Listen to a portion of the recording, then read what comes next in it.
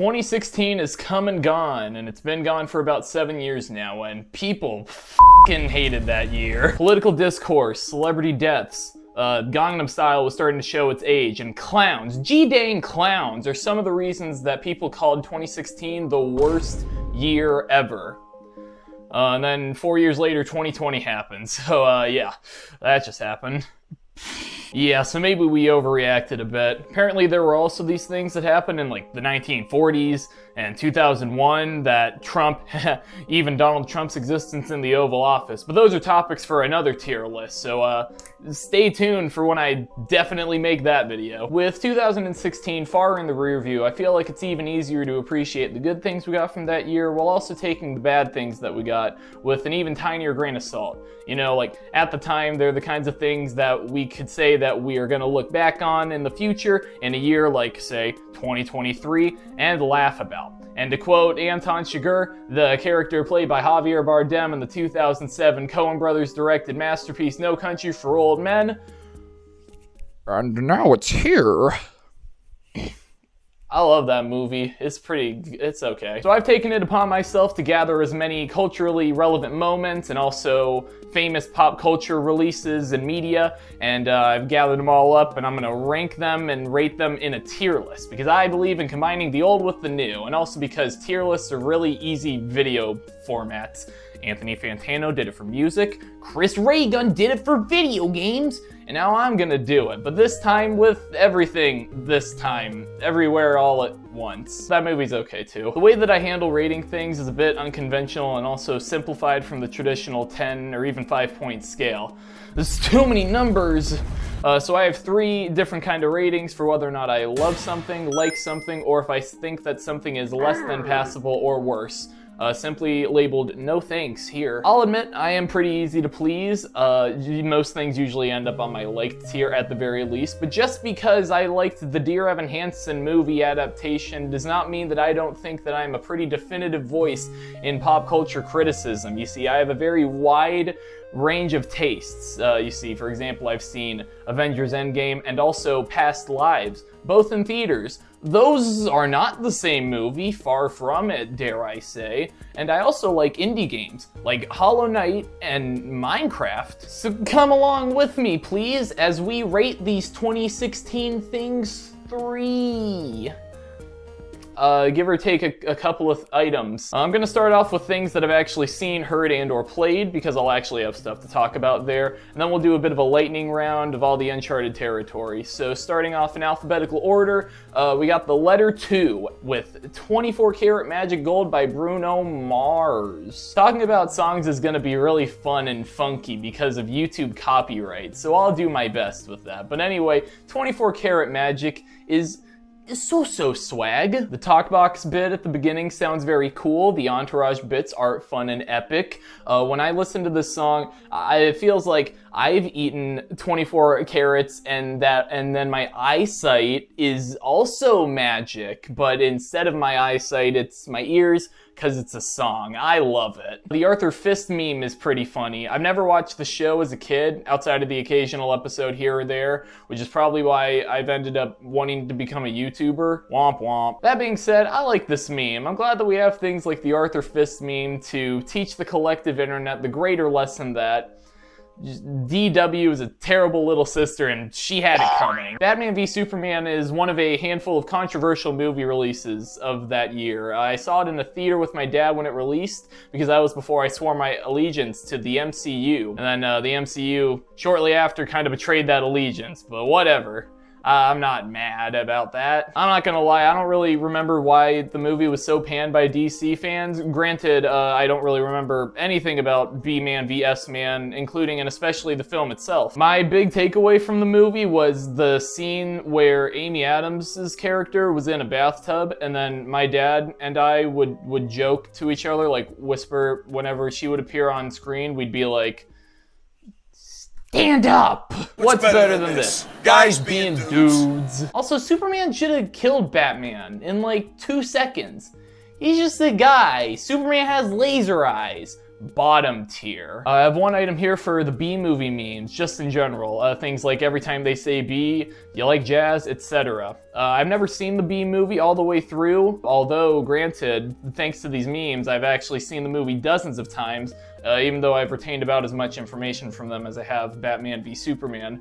The movie may get a B, but this meme gets to be on the top of the tier list. Congratulations, Jerry. Bernie Sanders is funny. He's like this old man, but he wants to appeal to young people and pay for their college so that they think he's cool. It's like, get a life, dude. Don't you have a wife or something? Go back to your family. Like, you're so old. That being said, free college does sound kind of good right about now, especially now that I'm in college myself. So I'll say that I love Bernie Sanders, but just know that it's only for the sake of financial gain. Black Beatles is a real crowd pleaser. That's a reference to the song Black Beatles by Ray Shremmer. It's the first line. Only Black Beatles fans would get it. I think the song's good. I like the part of it. And then the line, Black Beatle bitch, me and Paul McCartney related.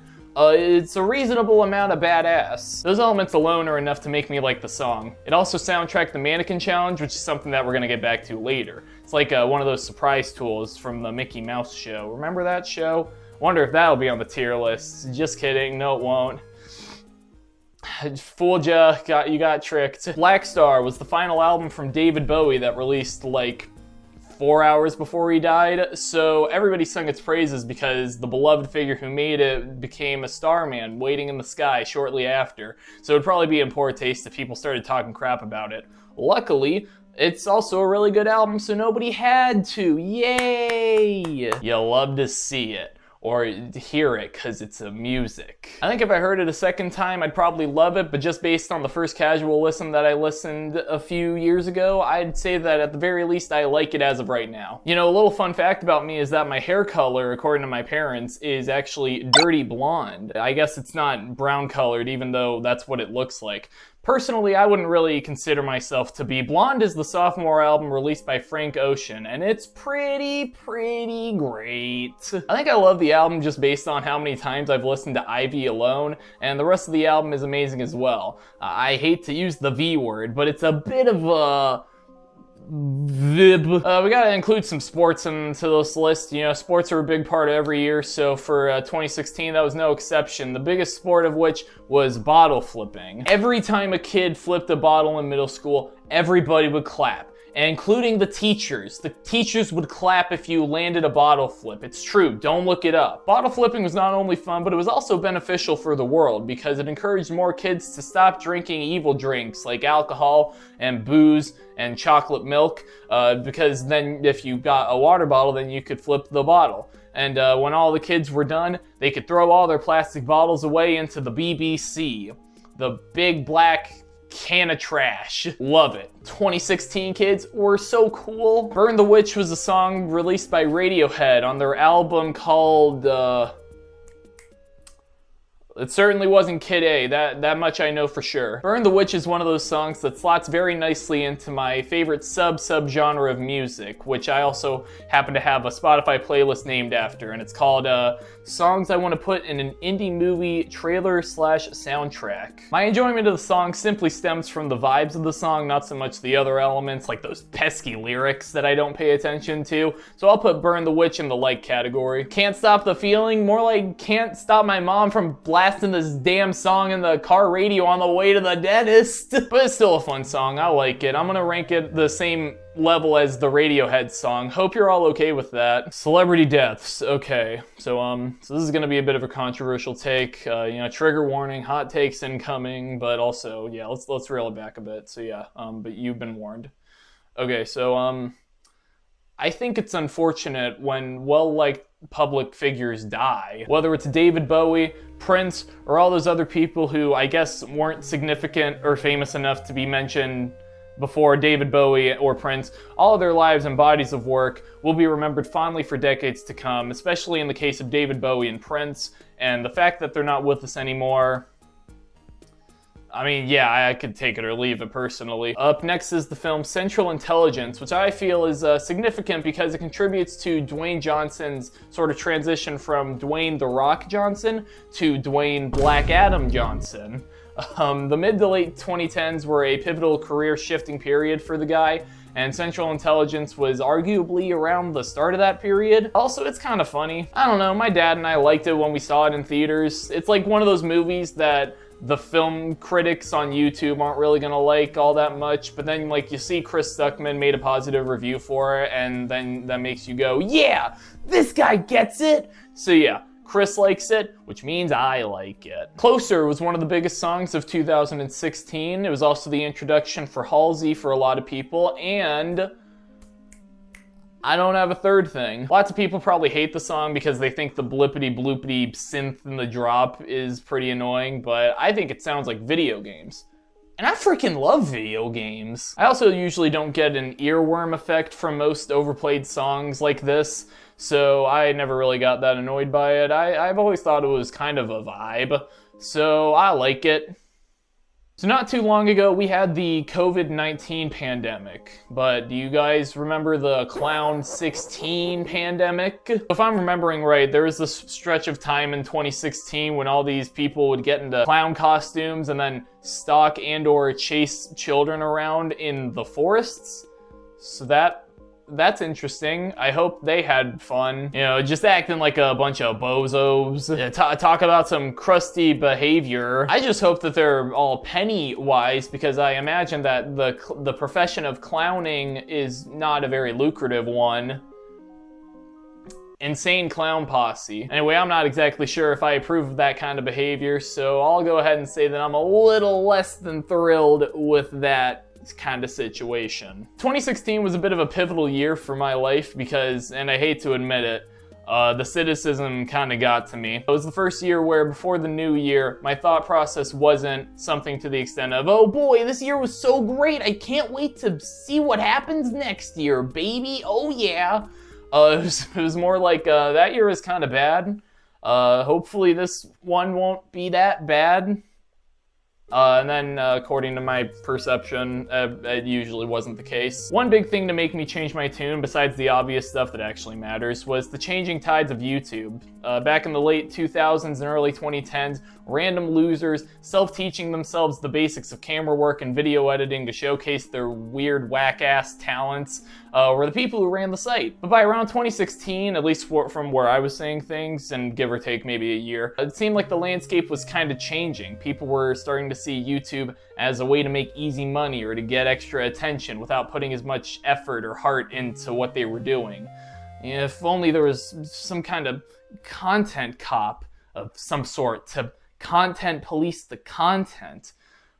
But oh wait, there is one of those. There was one of those. And now let's talk about it. By early 2016, iDubbbz had established Content Cop as a series, epically roasting these fake tubers with facts and logic. Giant surprise egg channels? Dead. How to prank it up? Dead. Leafy's here? Epically dead. Tana Mongoose? Keemstar? Also, Ian probably didn't take down those other channels single-handedly, but like, maybe he contributed to them and their downfall? I don't know. Whatever, dude. Shut up. It kind of sucks that iDubbbz wholeheartedly regrets the Content Cop series, but it was fun while it lasted, especially for the rest of us who weren't responsible for anything and didn't have to suffer the consequences. And good on Ian for moving on to this new stage of his career, or whatever. Call me crazy, but I kind of love Content Cop. And now I'm gonna edit in a little thing right here, boop, and it's gonna be a name tag, and it's gonna be hello, my name is Crazy. Yep. If there's one thing from 2016 that needs to make a comeback, it's gotta be the Zika virus. Yeah, the Zika virus and the dab. The dab was so baller, dude. You dab on somebody, they would be done and over and finished. And then all the girls would want to kiss you on the lips, but they'd be super shy about it. and then they would keep that stuff to themselves and not the other way around. So yeah, I don't care if it's 2023. The dab should come back, and I just remembered what the Zika virus is. I'm sorry, I regret all that stuff that I said, and I take it back. Takesies backsies, whoop. Uh-oh, guys, looks like I'm gonna have to say a swear word for this next thing because it's in the title. So if you're a little baby boy, then get the hell out of here. Get out! Yikes, guys. Sorry about that. I don't know what came over me. Damn. Daniel. I was really confused the first time I saw the damn Daniel Vine, because his friend calls them white vans, but those are shoes! Confusion aside, I'm really amused by how the video became sort of a phenomenon. It's just a guy who's like, whoa, I like your shoes. And then, of course, the way that he says it and then the alliterative zest that he adds to it probably tickles the right brain neurons to have it resonate with enough people, but like, I feel like those kinds of videos are the kinds of things that make people like Johnny Carson roll in their graves, and I think that's a really funny visual. I like damn Daniel. I'm sure Daniel's a very good boy too. I'd let him date my kid. Dangerous Woman is, I believe, Ariana Grande's third studio album, and her first album she released after her work on Nickelodeon was way off in the rear view. That means that she can get away with being a little more saucy, a little more kiss kiss wink wink, if you know what I mean. Especially if you ignore songs like Love Me Harder in 2014. That's right, she might still look 16, but she's here to prove that she's 23. She'll dress up like a bunny rabbit even when it's not Halloween, baby. And also there's that song about boinking. And the other song about boinking. Into You's probably the highlight, and I like the album overall. And also, I don't know if I already said it or not, but I barely know anything about stuff like music theory, like how many notes there are and stuff. So I'd recommend Mike the Snares video on Ariana Grande's discography, including Dangerous Woman, and also Todd in the Shadow's thoughts on Into You. One could go as far to say that I'm into their videos. Haha! Dat boy! It's a frog on a unicycle. A green frog rides a unicycle. It's a green frog and he's riding on a unicycle. So cool. I let him date my kid. Love it. Funny meme. I like how they misspelled the word boy. Deadpool made headlines in 2016 because it was the first superhero movie to be rated R. It was never done before, never, ever, ever. The main demographic for the MCU is kids that are so young they couldn't even count to the letter R in the alphabet. So to make a super expensive superhero flick where the main character says the F word a bunch and boinks, and sometimes at the same time, maybe, I don't remember, it was a bit of a risk. Luckily, they had Ryan Reynolds, who has wide appeal because he's the token guy that all those straight guys say that they would make an exception for. Like, it's always Ryan Reynolds. It's never anybody else. It's always such a boring answer. That being said, I remember watching this movie, and I also remember liking it. But that was also like 3 years ago at least. But I remember liking this movie. Deadpool draws a pony in a sketchbook and then he kills 5 people in a car within quick succession. You can't spell the word incredible without the letter D, and the letter D is the first letter in the word Deadpool. I think that's pretty telling. Doctor Strange is a similar beast. I don't remember much of it as well. He didn't drive very carefully at the beginning of the movie, and then he got into a big crash. For a doctor, that wasn't very smart of him. But then Tilda Swinton came in and gave him superpowers, so I guess the moral is, do get into a car crash? I don't know. Kind of a weird message to send to the little children, but the CGI was trippy, so I like it. Okay, here's a fun little phrase that you guys haven't heard since the year 2017. The Chainsmokers are back, baby! From what I remember, Don't Let Me Down was a bit of a parentheses, don't let parentheses me down. I'll put a visual on screen. I don't know, it's a really clever, I'm clever. Don't worry. And I gotta agree. I already gave the guys a pass with their first song for Closer, but with Don't Let Me Down, it's not nearly as good. Todd in the Shadow already said it best when he said that it sounds like a fart. I'm gonna keep saying it throughout this video, but you guys should check out Todd in the Shadows. He clearly has a way with words with his criticism. You know, all these teenagers are out here doing their whole gooning thing, and that's cool and all. Boys will be boys with each other and all that. I'm not gonna stop them. But for my money, I'd rather doom than goon. That's a quote for the gravestone. If you're like one of those gamers, you know, with the karate belts around your forehead and the cat ears on your headphones, then you already know that Doom 2016 is a modern day classic. It has guns, and most of all, it's really fun. You dash around, you shoot demons, you glory kill demons, you pee a bunch in your pants because you can't go to the bathroom, you gotta play Doom. I love Doom. Doom Eternal's probably even better, but that happened 4 years later. Game development's a long process. It's a whole thing. We're only talking about the first one. Finding Dory is the sequel to Finding Nemo. It's about a fish named Dory, and they need to Finding Dory. Hank the Octopus is well animated. By 2016, it was becoming apparent that Pixar was starting to rely on their established IPs for many of their new projects, but at least they were giving Bill Hader more work. Nowadays, in 2024 and beyond, we're not even getting that. We're getting the worst of both worlds. That being said, I like Finding Dory. The octopus drove a truck, and Bill Hader really drew you into the film's world at the beginning as Stan the Fish. Good work as always, Bill. Really looking forward to Barry Season 5. Can't wait to see what they do with that guy next. For this next thing, I'm gonna have to give out another trigger warning for everybody out there. This next segment is gonna be containing discussions about women. Bruh. Oh, and ghosts, equally spooky. Ooh. Yeah, that's right. For all those who forgot, those woke-ass Hollywood executives who live in California, they thought that putting women in that Ghostbusters movie would be a good idea. And then the movie wasn't very well received, so a lot of the feminists were mad because they thought that the people were sexist. And while a lot of people probably were sexist, that didn't really reflect the thoughts of the rational people who were just underwhelmed by a lackluster product of blockbuster cinema. And it was just the whole thing, really. I might have been lenient and say that I barely liked it, especially at the time, but I don't really remember enjoying it all that much, and the political discourse has kind of soured the movie in recent memory. That and also there weren't enough wet t-shirt contests. Hacksaw Ridge was directed by Mel Gibson. I've heard that Mel Gibson has made some good movies.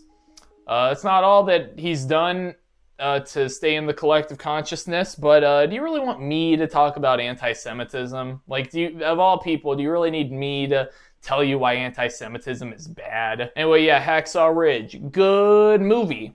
I like it. Spider-Man goes to World War II and Vince Vaughn says the three-letter Japanese slur. So if you're really curious to hear him say it, it's on Netflix. Pew pew pew. It's like in the movie. Yeah, pew pew pew pew pew.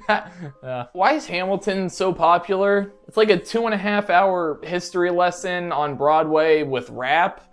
But like theater kids and rap fans don't like history. They like theater and rap, damn it. There's no overlap. I'm gonna keep it $1.50 with everybody watching. So I didn't really understand much of the plot when I watched the pro shot on Disney Plus, but when the people rapped, it sounded cool, and so I at least like that part about it. And then the Kingman was funny when he spit, so I'll give it good remarks. Oh yeah, Harambe died too. He gets a special shout out beyond the dead celebrities, you know, like David Bowie and Prince.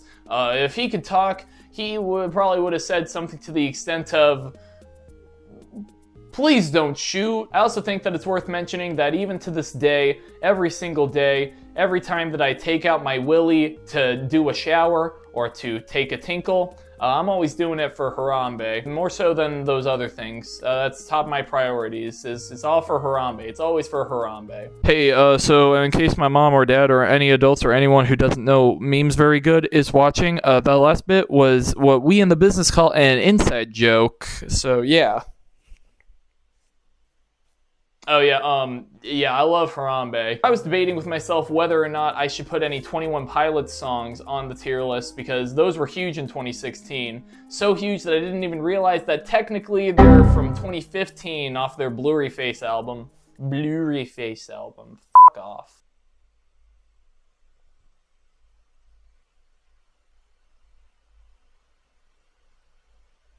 I gave myself a rule that something has to be released and become popular in the year in question for it to be eligible per my stipulations. I just really hope that I didn't break that rule, but also I probably have already and will continue to do so. Womp womp. If I didn't make that the case, then if I made a 2023 list, for example, I'd have to include like 100 TikTok songs that span from the 1970s all the way up to 2022. And I hate music. So look forward to my 2018 tier list where I cover several different relevant shows, movies, and video games like Among Us in 2018. Among Us! I feel like there was like a starting point to this huge tangent. Oh well. Anyway, Heathens is the 21 Pilots song released in 2016 to coincide with the really funny Suicide Squad movie starring Academy Award-winning actor Jared Leto. I like most of 21 Pilots music because it fits very well into my Spotify playlist, songs I want to put in an indie movie trailer / soundtrack. Heathens doesn't quite fit as well into that particular playlist because it's a song made for a specific movie.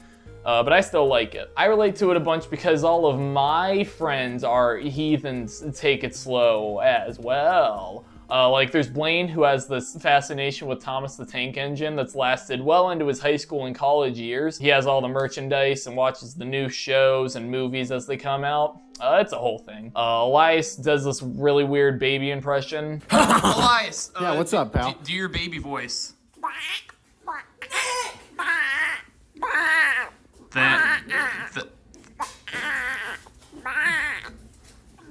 Is there a reason I'm doing that? Thanks. Dak day drinks every Tuesday. Nathan wears glasses. Hudson's a woman.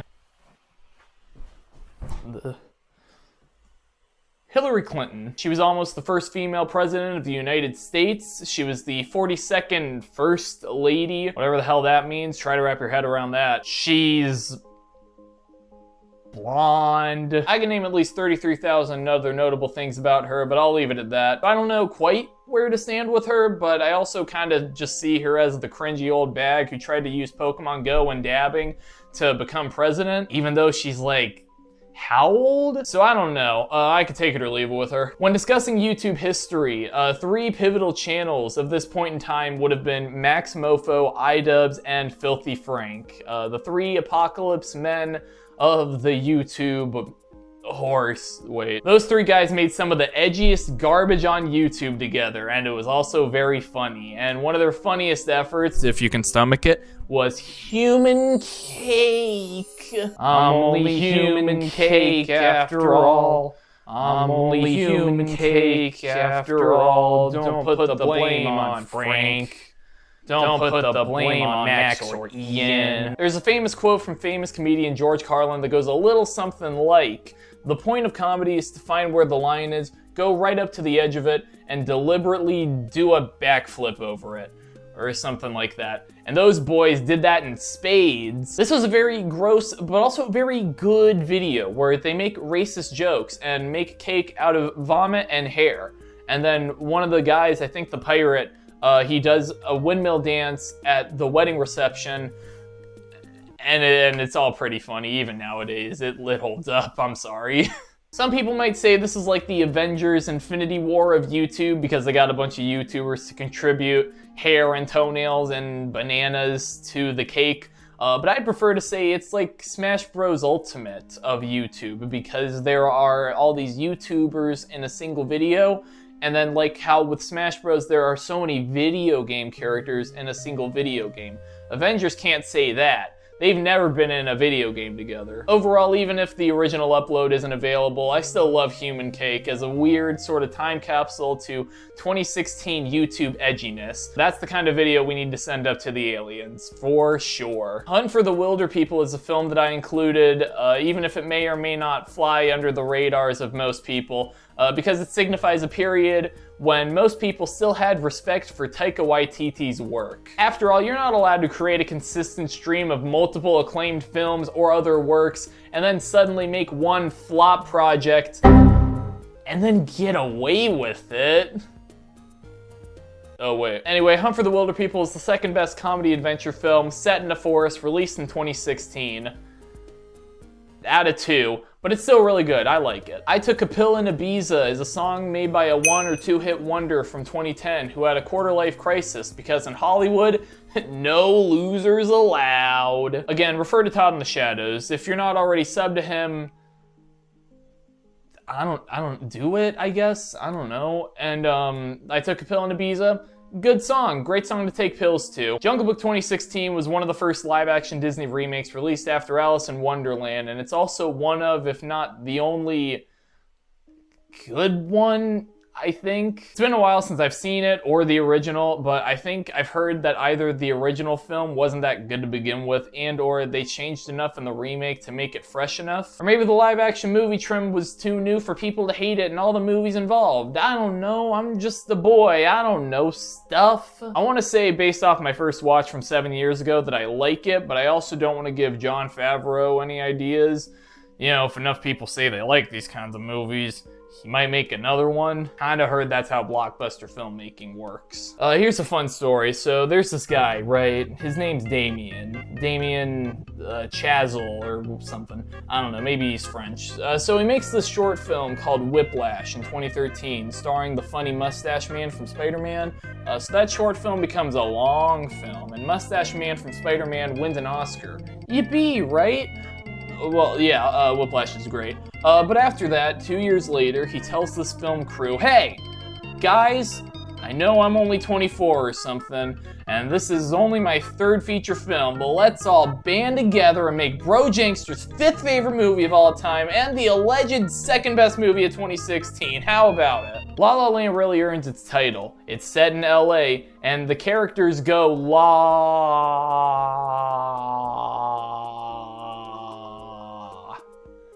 What more could you want? The music's great, so many colors, Emma Stone, Ryan Gosling, oh my gosh. That last sequence is movie magic. If it was a woman, I'd kiss it on the lips. Holy shit, I love it. La La Land makes me wish that Letterboxd let you list your top 5 films, cause then it would be the number 5 one on the list. It'd be Scott Pilgrim, Everything Everywhere, The Social Network, Juno, La La Land. Did I mention I have a Letterboxd? Follow my Letterboxd. Leafy is here as the kind of kid that my mom and dad wouldn't want me to hang out, and I feel like at age 13, going on 14, I would see where they're coming from, so that kind of tells you a lot. Lemonade, Beyonce, great music.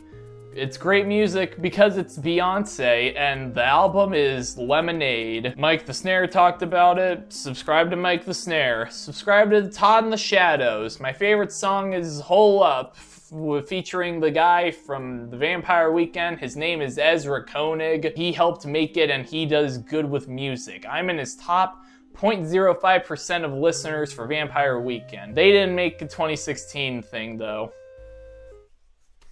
Can't do anything about that. I'm teetering between like and love, but for this album, I'm feeling generous, so I'll say that I love it. After all, it's Queen Bee, Beyonce. Here's a line from a song from Kanye West's album, Life of Pablo. Now, if I f this model, and she just bleached her asshole, and I get bleach on my t-shirt, I'ma feel like an asshole. Wahoo, let's go, I'ma feel like an asshole. That bit's not funny. That line is funny. This album art is funny. I like Life of Pablo. Ye really should stop taking his meds. Manchester by the Sea is both a great movie and also a great geography lesson. If you ever need to look for Manchester on the US map, it's definitely not in any of these inland states. That much is for sure. Okay, so I'm gonna tell you guys a joke. I feel like I don't do that enough on this channel, so here we go. Spoilers for Winchester by the Pond. So yeah, spoiler warning, but here we go. Me when somebody doesn't like this really good movie.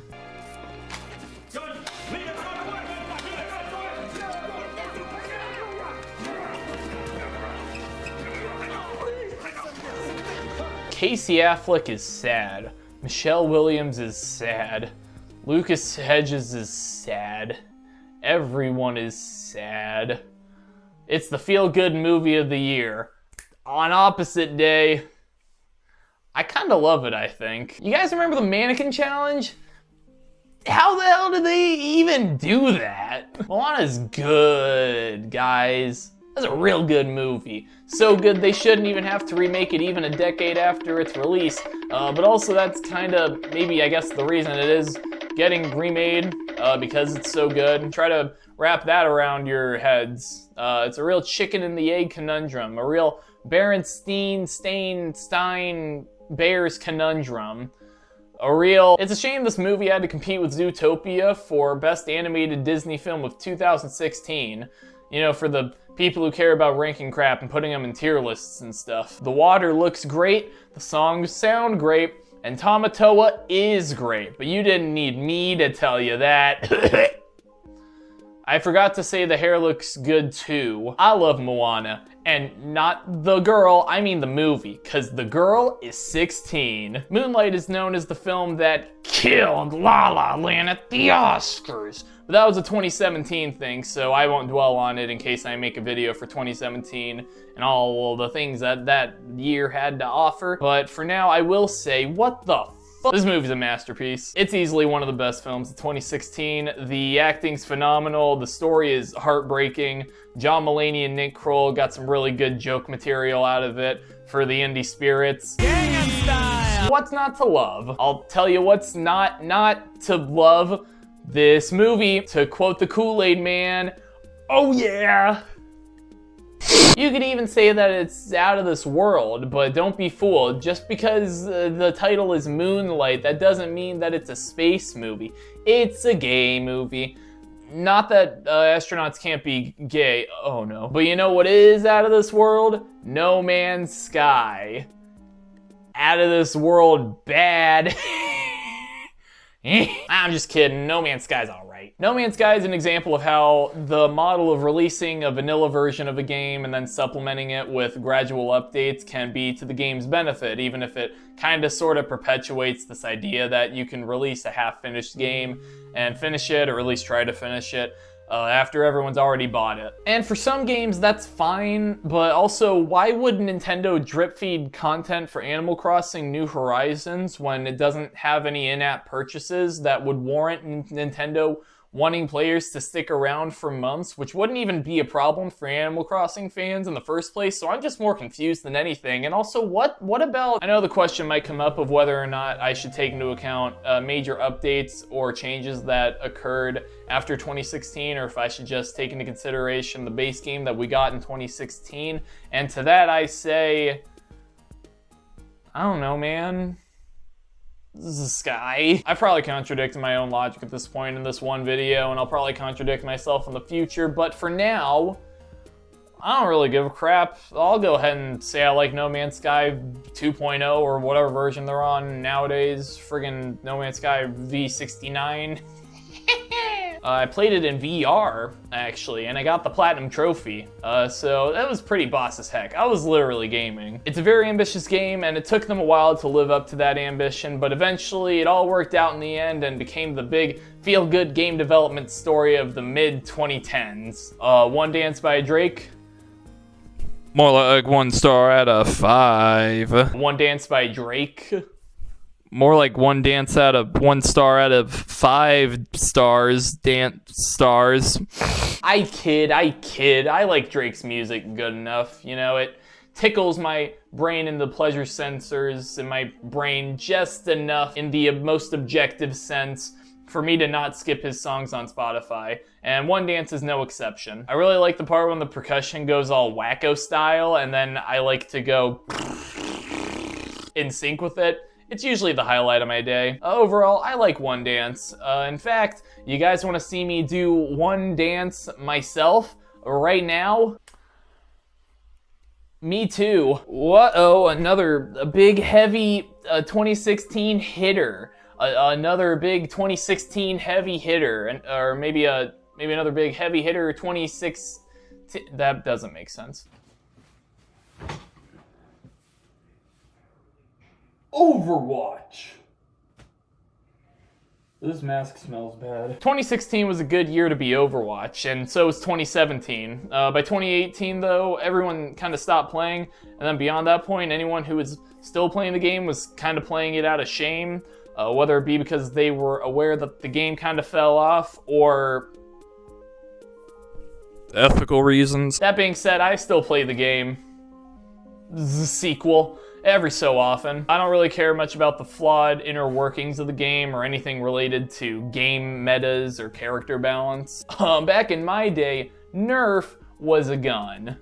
Thank you very much. All I know is that it's fun to kill people with 2 or 3 shots of Reaper's guns and then turn invincible and then float away like a phantom in the night, or it's fun to hook somebody in and then get a 1-shot kill off of them as Roadhog and then heal up, wait 5 seconds, and then do it all over again. And it's also fun to press a button and then get a quadruple kill as Junkrat, or it's also fun to press a button and get a quadruple kill as Diva, or it's also fun to press a button, step away from your game for 10 minutes, and then come back and get play of the game as Torbjorn. And also, I don't know if you guys noticed with these graphics, but like these graphics, they kind of look like a Pixar movie. Did you guys ever notice that? Has anybody ever told you that? I don't think they did. I think I'm the first guy ever.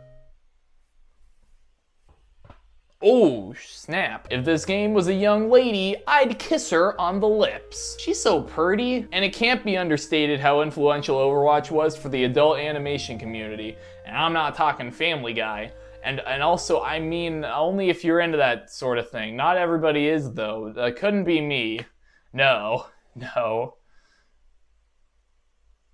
Who told you? Oh, and also loot boxes, yeah. I don't really give that big of a crap about like loot boxes in particular with Overwatch because it's just cosmetics. I don't really care much about cosmetics, but I guess there's an argument to be made about how they set a bad precedent or kept the momentum up for this bad precedent for in-game purchases elsewhere, and those practices can heavily affect gameplay and force you to pay to have a worthwhile experience. Pay to play, I've heard the phrase being thrown around a lot. But like, I still love Overwatch. Hell, even Overwatch 2. I never cared to play that PvE mode anyway. One trend that I believe started to pop up in the mainstream around 2016 was trap music. I could be off, again, like give or take maybe a year or two. But at around the time, it was one of, if not the most popular genre or subgenre of music, or at least it was on the rise to becoming the biggest. One of, if not the biggest. You get it, shut up. I'm sorry I told you to shut up. I'm on like 2 hours of recording and it's friggin' midnight on a Sunday. I'm sorry, guys. And that was all bad news for me because I kinda sorta hated that kind of music. I didn't really like how the hi-hats were in like 80% of all current songs on the Billboard charts. And I didn't like how everyone was just kind of mumbling their lyrics or even repeating the same lines over and over and over and over and over and over again. It seemed really lazy to me. Nowadays, after giving it a few years, I've definitely mellowed out and have started to really appreciate that kind of music. It's certainly a vibe, which is what I'm looking for in new music nowadays. I never really cared about lyrics or like pure artistry when it comes to music. I don't know why I was trying to trick myself into thinking that that was the case. I can listen to something like a song by Lil Uzi Vert where they repeat the same line 10 times over and over again, or pad out a song with like, "Hey, what? Hey, ooh," and laugh at the very least, you know. Anyway, I was supposed to talk about Panda. Panda is the hit single of artist Desi Eigner, and it's a pretty standard trap song, to me at least, in my untrained ears. I think I heard that it's supposed to be about his black and white colored car, like one of those pandas. Like the song, oh my gosh. Personally, if I were him, I'd get myself one of those Teslas and then spray paint it neon green to piss off all my neighbors because they hate cool colored cars. They'd say that it looks tacky, but it looks cool, damn it. Like I alluded to earlier, most of the lyrics are kind of indecipherable, to me at least, but one thing's for sure, he does in fact have broads in London. What do you mean he's saying Atlanta? Santa. Now for this song, I'm gonna go ahead and break the rules a little bit because I'm a little rascal, and I'm gonna give the song a number score between 1 and 10, and I'll give it a point for each time that Desi Eigner says the word panda. So let's give it a little listen, shall we? Okay,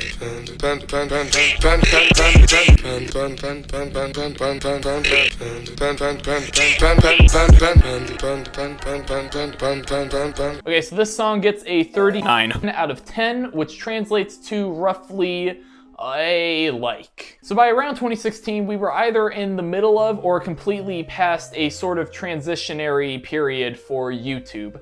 Somewhere between the point in time where anyone could record themselves acting like a jackass and then become an overnight celebrity, relishing in their 15 minutes of fame, and where we are now, where Mr. Beast is hogging hundreds of millions of views on each of his videos all to himself. No, I'm not jealous. But yeah, in 2023, when's the last time you've heard of a viral video on YouTube that took the playground or the high school hallways or the office water cooler chit chat by storm? Basically, the viral video is dead, YouTube Rewind is dead, the new YouTube milestone plaques look like this instead of this.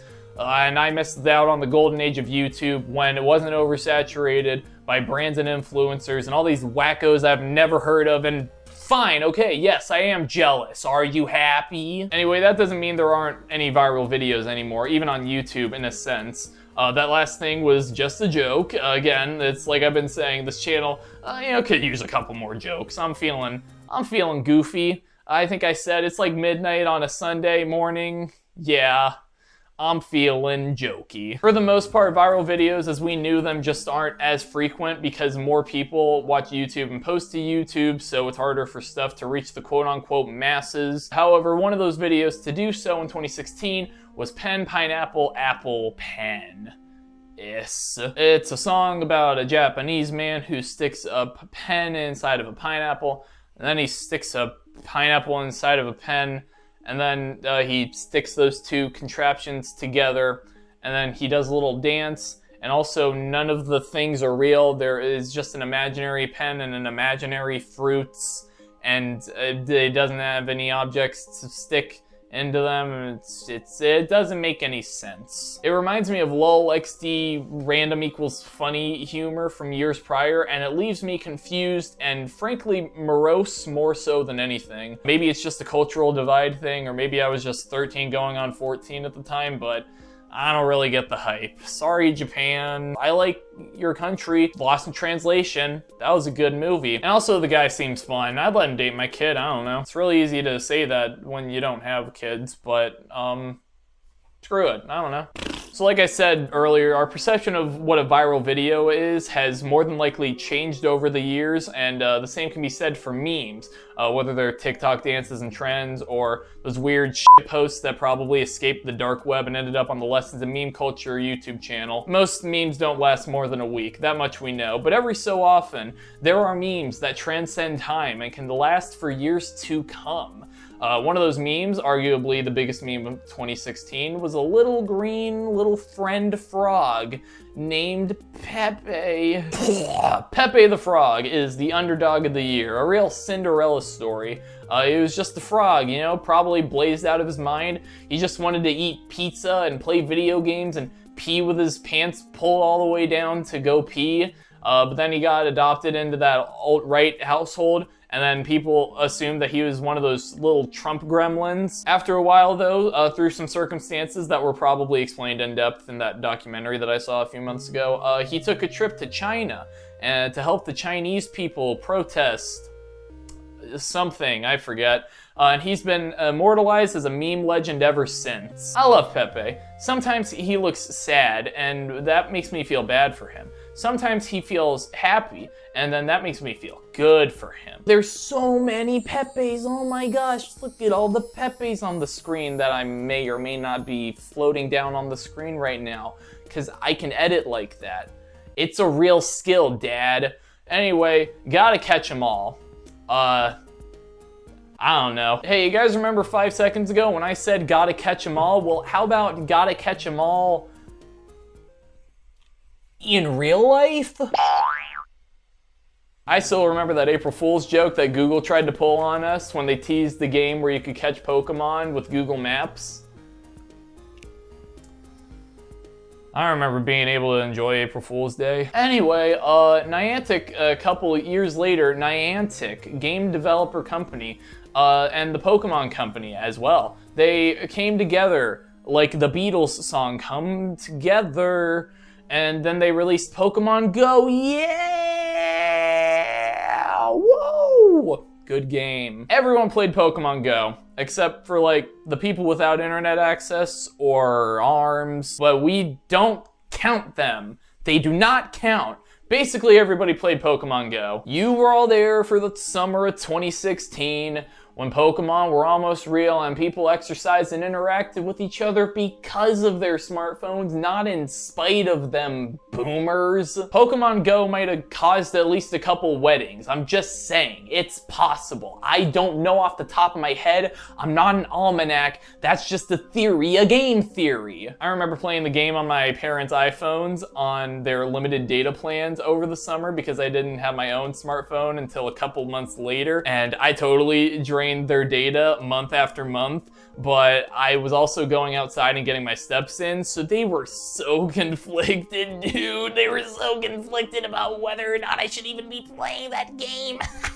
The game flopped hard after 2016, and by flopped hard, I mean a large percentage of the dozens of millions, maybe even hundreds of millions of people playing it in such a short amount of time stopped playing after 2016, maybe even the summer of 2016. But all that really means is that even if a lot of people dropped off the hype train, that still seemingly small percentage of people left still made up millions of concurrent players that are still playing to this day. So, you know, it could be worse. Pokemon Go has apparently made more money in the years to follow from its biggest fans than it did in the first year when it was just kind of the cool thing to catch a Dratini. Kind of funny how that kind of works, except it really doesn't. It makes a lot of sense, actually. Oh yeah, and it also helps that the game's really fun to play. The couple of things that you can do in the game may be kind of mindless, but with things like the Pokedex, the 3-star Pokemon system, the leveling up, the achievement badges, etc. There's always something to strive for, something to keep playing for. I played as much Pokemon Go as I could in the summer of 2016, and a little bit after that,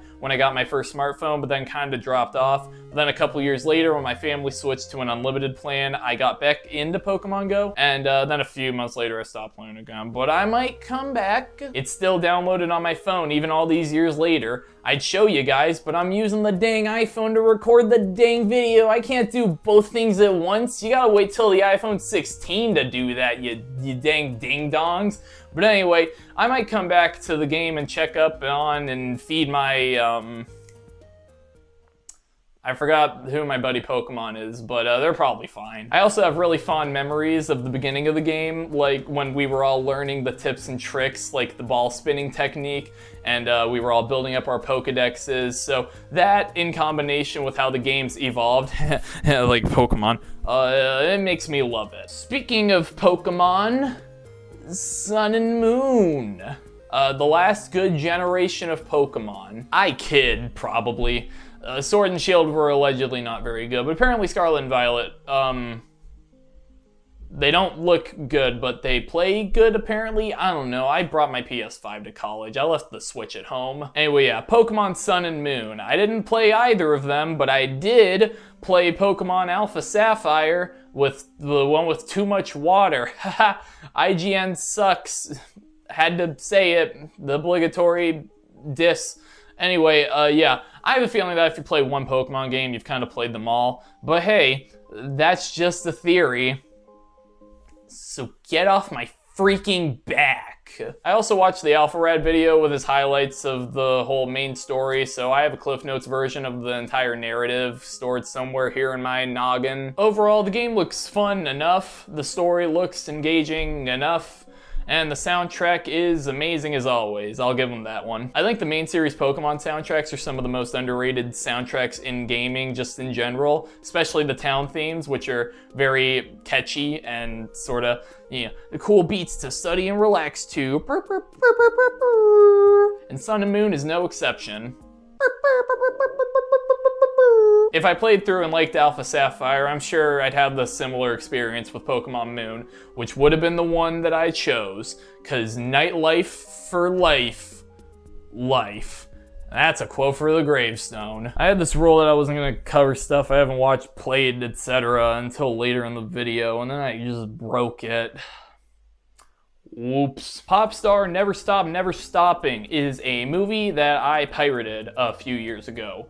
Yarg! I didn't realize at the time that it was a bit of a box office flop. Otherwise, I might have built a time machine and then go back to when it was in theaters and then watch it. Or maybe rent it, I guess. I don't know. That's probably a marginally easier option. It stars Andy Samberg and his other two Lonely Island friends with the weirdo, wacko names. I'm pretty much including this because I like Andy Samberg and his comedy, and it's also an apology for pirating it. I'm sorry, Andy. I hope we can make up and be friends someday. I don't care if you're twice my age. Blech. It's really good and funny, and it's on Hulu. It's like Family Guy. The 2016 Powerpuff Girls show has an episode where the girls twerk, and then they introduced a new Powerpuff Girl, and her character design looks like this. Enough said. Ratchet & Clank is a remake, reimagining thing of the original PS2 game, if I'm not mistaken, and it is fun. I don't have much to say with this one. The space setting and exploration are fun, and there's a wide variety of weapons to choose from. You know, it's almost like that's the point of the game or something. I missed out on the PS2 generation, so I'm glad that we have access to games like Ratchet & Clank, Jak and Daxter, and Sly Cooper, and I'm just glad we have access to those games on modern hardware through remakes. We should have more remakes. Nothing but remakes. All remakes. Yes. Yes. Yep, more remakes. Please. Rogue One: A Star Wars Story is boring. I think it's one of the better received Star Wars spin-off movies, but I didn't care for it. I saw it in a theater with my dad. We go to a lot of movie theaters. Don't be jealous just because we have a stronger bond than you and your dad. Get over it. Anyway, I wasn't feeling any of the Star Wars magic. I don't think I'm a Star Wars fan. To me, it just sounds like a bunch of gobbledygook and people talking about boring fake war crap. And I don't even care about stuff in the real world, about real world war crap. Like, are the Israelis, are they the good guys or the bad guys? I honestly don't even know anymore. I'm ashamed to admit, I'm sorry. Feel free to leave your opinions on that in the comments below. Let's get some debates. Hell yeah. Let's do it. I literally remember nothing from the film. I didn't like it then, and honestly, looking back, I think I like it slightly more now, actually, believe it or not. And by that I mean, if I liked it 2% then I like it 2.000000001% now.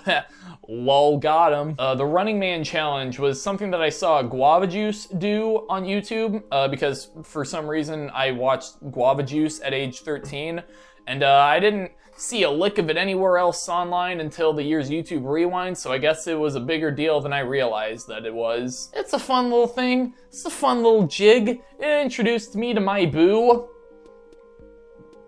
The song. So that's fun. It's a fun song. Epic Bingo Poggers. I like it. F you. Sausage Party is really funny because it's a satire of penises. You see, the hot dog, it looks like a penis. I'll put an applaud sign here so you can properly react. Here you go.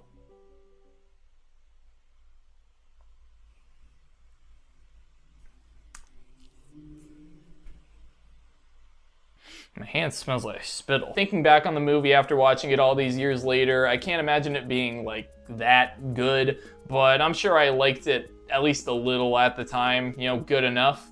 And enough people online also said they enjoyed it, even if that enjoyment was pretty surface level. I like the dumb late 2000s Seth Rogen, Will Ferrell type comedies, and this is more than likely another one of them. So I'll assume that I like it enough to, you know, like it. Going back to memes, one of the most versatile figures in meme culture and also pop culture, but we're talking about memes, okay? Don't try to overcomplicate things here. One of the most popular versatile figures in meme culture, SpongeBob SquarePants, wah!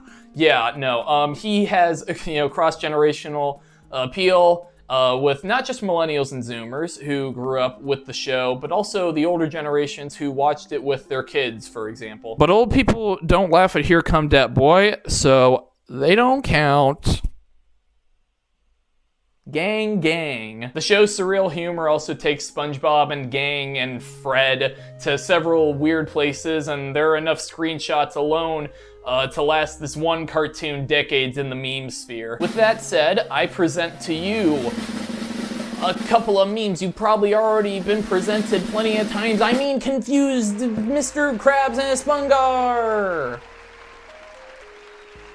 Whoa. Confused Mr. Krabs is me on a Monday, but when the weekend rolls around, I'm Spungar 100%, but like in a good way. Confused Mr. Krabs is SpongeBob season 4 and beyond, but Spungar, he's that classic first 3 season run baby. But like, I mean in a good way. I'm sure these memes were probably fun while they lasted, but unfortunately, either I need to take the trash out, or maybe shower, or these memes are past their expiration date. Or maybe it might be the milk that expired. Anyway, these memes were fun while they lasted, so I'll go ahead and put them in the like tier as a way of preserving them in the annals of internet history. And I'm not just saying that so that I can say, you know, history. It's like the word his and story, but it's like in one word. That's, who comes up with that? That's funny. Those monks on the cliff, when they invented the dictionary, they were having a hoot and a holler with that one, I tell you what. So I didn't really start listening to hit songs from beyond the radio until I made my Spotify account in 2019. So a lot of these hit songs from even the past 10 years or so are good as new to my virgin ears. For example, that Arctic Monkeys album from 2013, that's apparently the most streamed album from that year. Never heard of it at the time. I don't even know the name. I haven't what's the word?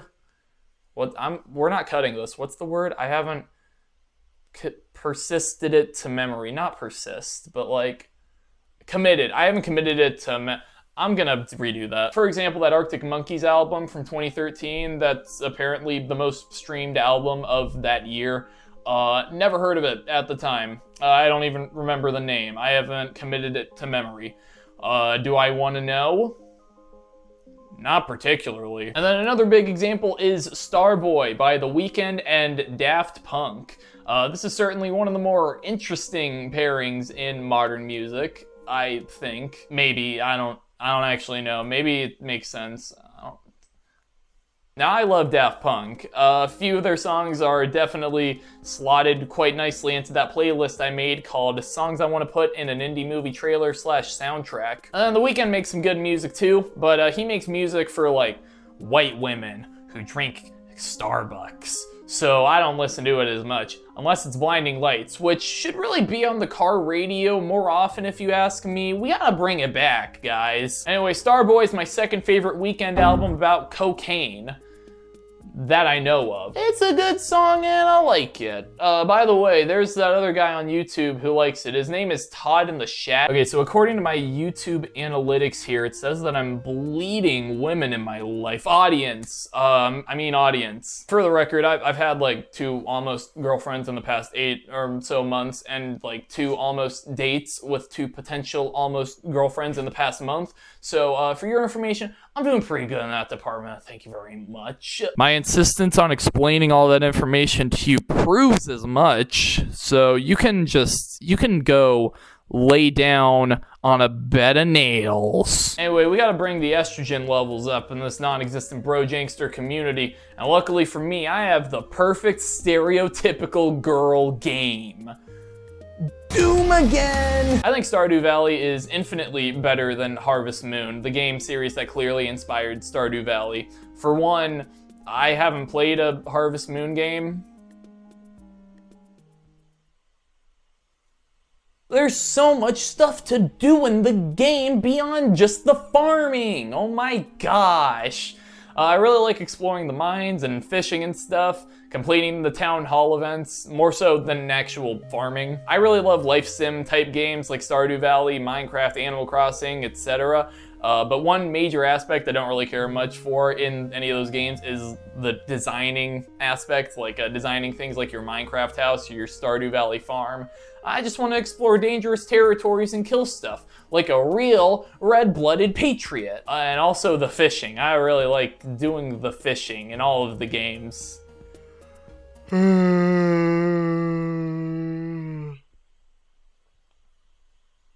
One time I caught a bass. There's also the friendship and dating mechanics, of course, and I'm sure some of you might be interested in who I chose in either department.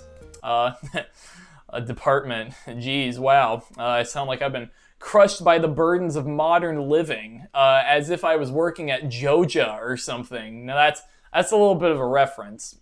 Try to look it up, figure it out. It's like it's one of those MatPat game theory ARGs that MatPat talks about. So like as soon as I met Linus the hobo, I kind of just knew that I had to become his best friend. So there was that.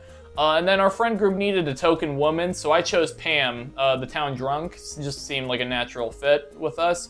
And you know, to say that we're a pretty bitchin' team would be a bit of an understatement. And then for my life partner, I chose Haley. You know, hot take, but Abigail is a boring choice. Well, you know, she might not have been if she wasn't most people's favorites, Or at least I'm kind of just assuming that they're most people's favorites. Oh, a gamer marrying a gamer girl with dyed hair and pronouns. How original, you know? I mean, like, guys, fellas, buddies. And that also includes the lesbians too. If you're the kind of gamer who plays Stardew Valley, then that probably means that you weren't treated very nicely in high school. You were like one of the losers who sat at the loser table with like a guy named Boris. And you probably never had a chance with any of the hot popular girls in school, you know, like girls named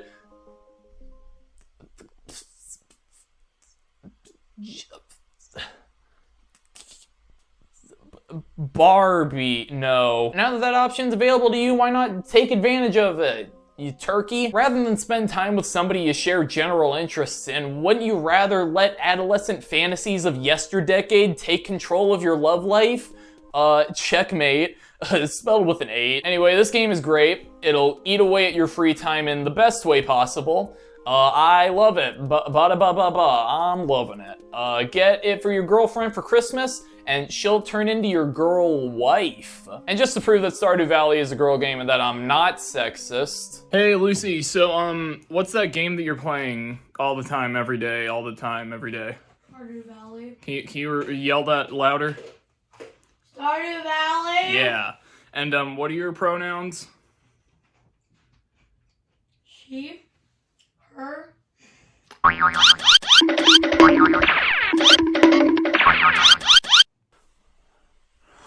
Oh, wow. Look at this, guys. Who is this here? It's our good friend, Filthy Frank, but also except it's Pink Guy. Oh my gosh, what's up, Pink Guy?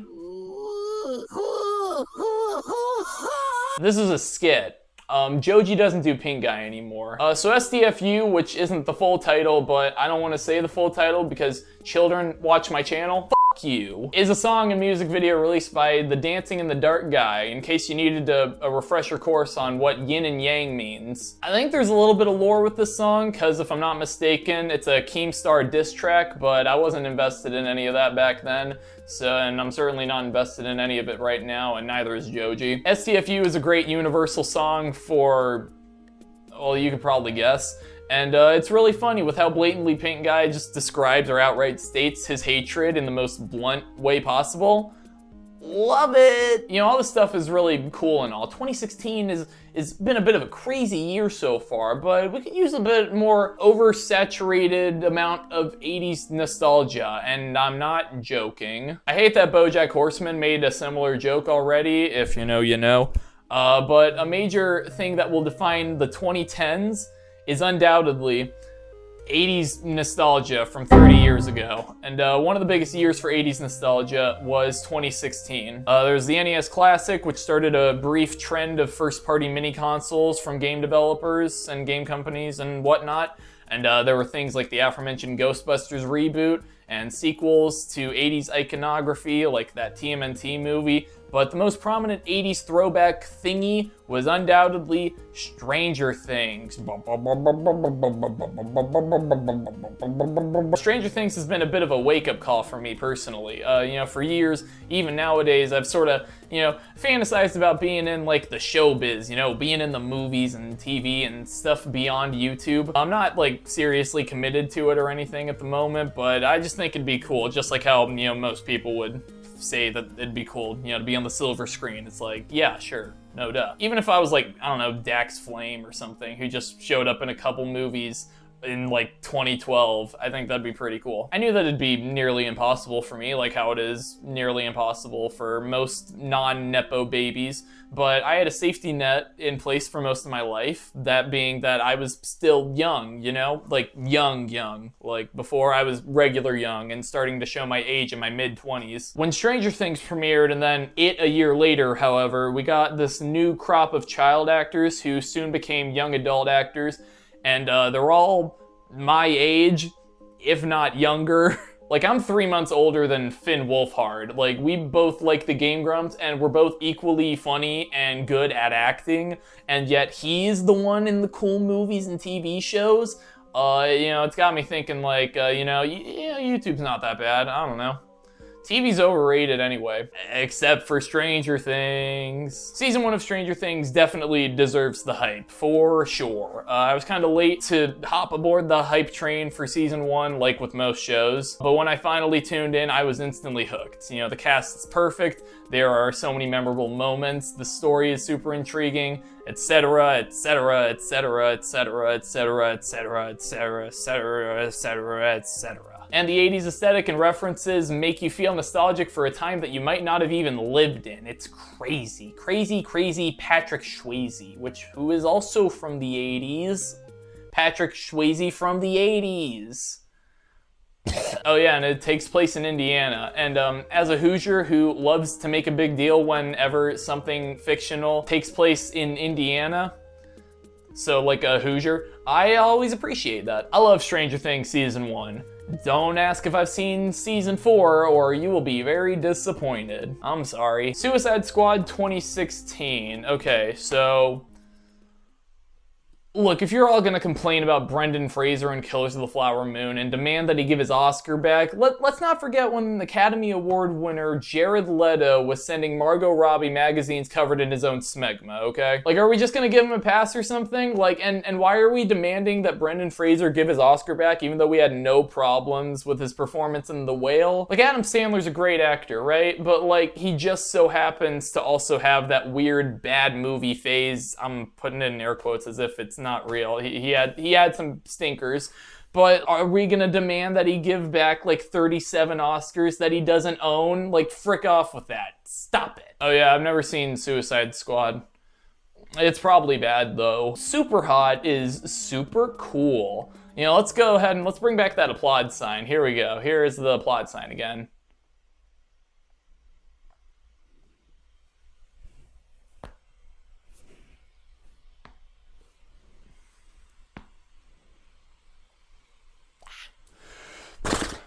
Have I played Super Hot? Yes. But have I played Super Hot? Not quite. So Super Hot, for those unaware, is a first-person action puzzle-ish game where, to quote every single game journalist and everybody who ever talked about this game before, time only moves when you move. Like, I swear, they say the same phrase. It's never a variation, it's always the same exact phrase. I'm sure there are examples to prove me wrong, but like, please don't email them to me, okay? Please don't. I don't want any more emails. Thank you very much. I like to think that when he sleeps, time just kind of stays still for 10 hours, but everybody is still conscious, and so they get really annoyed when it's like in the middle of the night and they can't move. And they're like, this sucks. And then I also like to think that everything moves like normal for 20 minutes at a time every time you match. This game really makes you feel like Neo from The Matrix. This game really makes you really feel like John Wick in John Wick, and it really makes you feel like Batman from the DC League of Super Pets, voiced by Keanu Reeves. There are so many really cool scenarios. It really makes you feel breathtaking. I'm sorry, I had to say it. I'm sorry. You can get into so many really cool scenarios with a concept like that. You can like punch a guy and then catch his gun in midair and then line your shot up with another guy and line it up perfectly with their running path. And then you can throw the gun at a third guy when you run out of bullets. Eat at Denny's, wear a hat, whatever you want to do. The game's really cool. In VR, I don't know about the regular version. Yeah, so I've played Superhot VR, which is the same game, but the way God intended this time. It's sublime. Beat Saber is cool and all, you should definitely play that game first, but only because that means that your next game is gonna be way better than when you play Superhot VR. Sorry, Beat Saber. I'm sure those Keanu Reeves action movie comparisons were being made for even the first version of the game, but Superhot VR really makes you feel like Neo from the Matrix. The game really makes you feel like John Wick from John Wick. I love it. Love it like the son I'd rather not have than this game. Uh-oh, buckos and ladies and non-binary pals. Somebody ring the really good movie bell.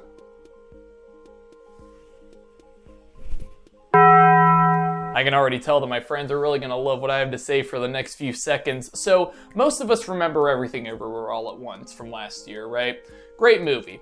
You know, made all that money and won all those Oscars, so it must be. And it is, don't get it twisted. It's one of the best movies ever made, like top 2, don't at me. Also, I totally called it when it would win all those Oscars. It's in that video right there. There's a QR code for it.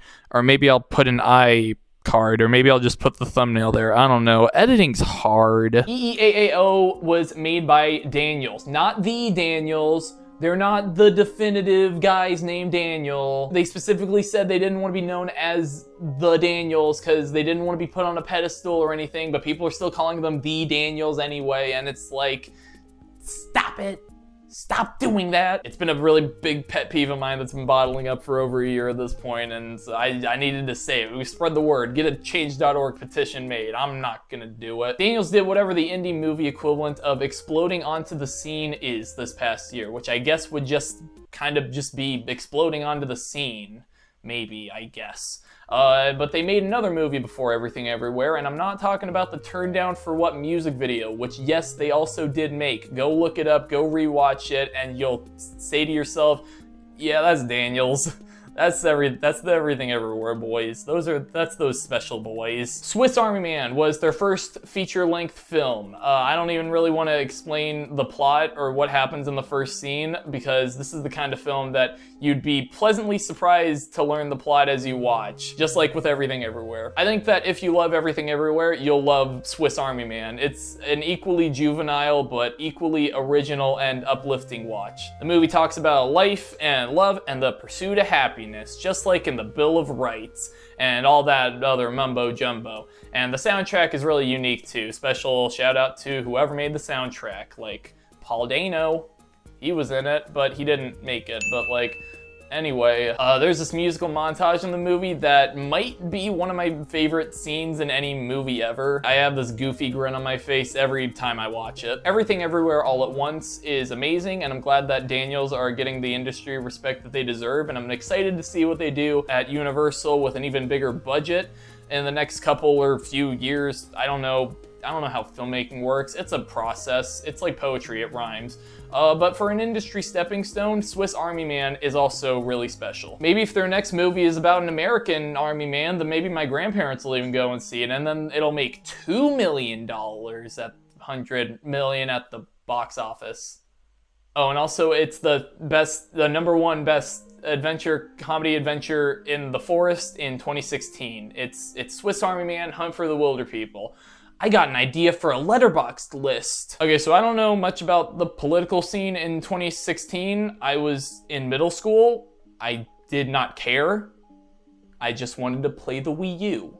But I know even less about Ted Cruz. To me, his biggest contribution to politics was accidentally liking a tweet from one of those porn girls, and also he's the Zodiac killer apparently. I know I probably shouldn't do this, but I think I'll say I like Ted Cruz, because we know he's not going to be president anytime soon, if ever. Hopefully never. But if we keep getting more shenanigans like those, then I'd be okay with that. Whatever. My dad's just like yelling at the TV like, America's gone down the poo-poo hole. The toilet hole. Meanwhile, I'm just like, tee funny. Real Gen X versus a Gen Z commentary. Anyway, I don't know. Maybe another bad lip reading video too. The first one was funny. So in my early childhood, I was a ride or die Nickelodeon kid. That's the only channel that I would watch. I loved SpongeBob and I loved pre-Henry Danger Schneider's Bakery. I also randomly just watched all of Rugrats at one point as a kid. Like those back when everything was on Netflix, so entire Nickelodeon cartoons were super easily available. And out of all the shows, I chose Rugrats to binge over a few weekends, which I guess that's not how binging works. What the heck? I, at the very least, tolerated most of Nickelodeon at the time, which was good, because by the time I was watching Nickelodeon in my youth, say like circa 2013, the network was at one of its lowest points in terms of producing quality programming or lack thereof. I don't even think I need to research any of that. I can pretty much just assume. By the late 2000s and early 2010s, SpongeBob Season 3 was well in the rear view, which is a phrase that I just love to talk about the rear view. But anyway, shows like Fanboy and Chum Chum and Sanjay and Craig were infesting the schedule, and according to Quentin Reviews, I guess late stage iCarly and Victorious weren't actually as good as I remember. Could have fooled me. There's also that time when they tried to shamelessly pander to kids who watched YouTube by going from making an incredibly popular show about e-celebrity culture that eerily predicted many aspects of modern influencer culture that we see today, to making critically panned shows and movies based on YouTube channels like Fred and Awesomeness TV. Although I choose to believe that the Fred show and movies are actually hidden gems that are as good as I remember them being as a preteen. Of course, it wasn't all bad. You know, depending on who you ask, people say that The Legend of Korra and that 2012 TMNT show were good. Harvey Beaks was made by C.H. Greenblatt of Chowder fame, so I'm sure that's a good show as well. But by 2016, a Nickelodeon cartoon released that allegedly saved the network and brought it back to its former glory. I don't like The Loud House that much, guys. So The Loud House, for those who missed the boat, is a show about a kid named Lincoln Loud, whose parents didn't know how to stop, so he has 10 sisters, and all of those sisters managed to find out their very specific hobbies and personality traits from those hobbies at a very young age, while Lincoln is just kinda like the guy with white hair who plays video games, cause he's a boy. I've only seen a few episodes, so I guess take what I have to say with a grain of salt maybe, but I just don't like the corny sorta how to survive attitude of it all. Just the way that Lincoln is like, I'm gonna talk directly into the camera and teach you all the tips and tricks on how to survive living with 10 sisters.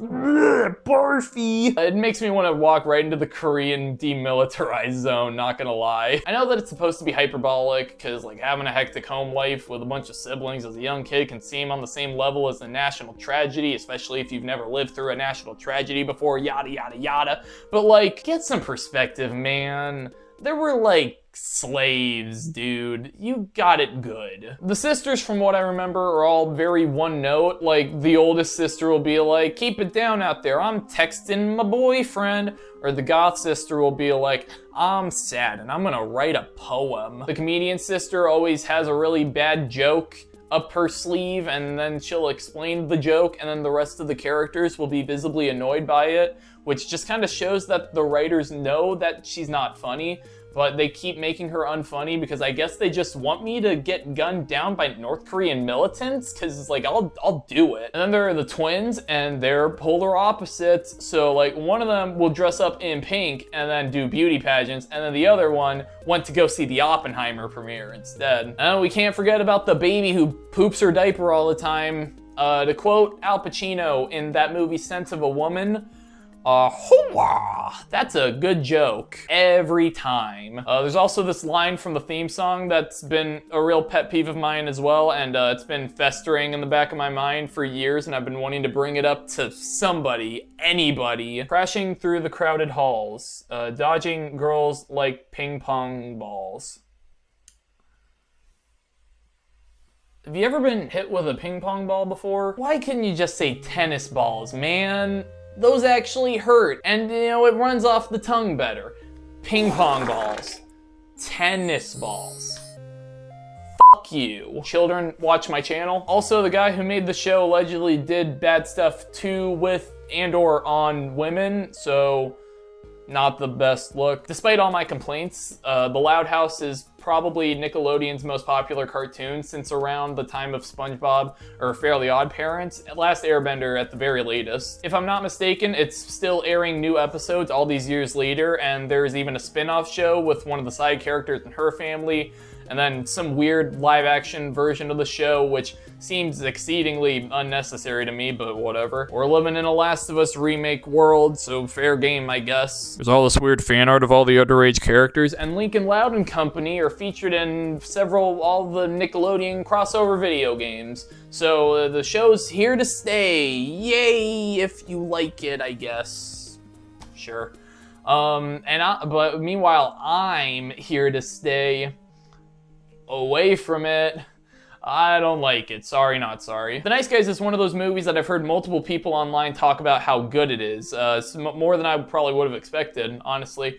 I saw it a year ago with my dad when it was on Netflix, and that's good. I think when the movie came out, several people were saying like, oh, Ryan Gosling is so funny, he should do more comedic roles. And like, that's true, yes. And I know that he was also in things like The Notebook and Half Nelson, but like after Lars and the Real Girl, The Nice Guys, La La Land, and now Barbie, like, it's hard to believe that there was ever a time when he apparently wasn't in enough funny roles. Like, it's kind of the inverse if you ask me, but anyway, whatever. Pendulums or something, I don't know. I don't really have much else to say. It's a fun movie, and it's a fun time, and it's funny, and it's a nice LA Confidential reunion between Russell Crowe and the lady from LA Confidential. I think her name's Kate Basinger or something. I don't know. This is another one of those movies where I think I liked it the first time, but I might like it a lot more and get the hype for it on a second watch. You know, they say don't feed the trolls.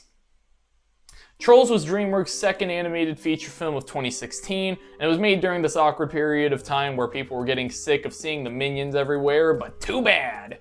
Here's another group of marketable munchkins, and you won't be able to avoid them for decades. Give us your money! I'm conflicted. I like some stuff about the first Trolls movie, not gonna lie, but there's also some stuff about it that I don't like. Weird, right? Movies aren't normally like that. I don't think, or maybe they are? Okay, so I like the animation. It's colorful, it's nice.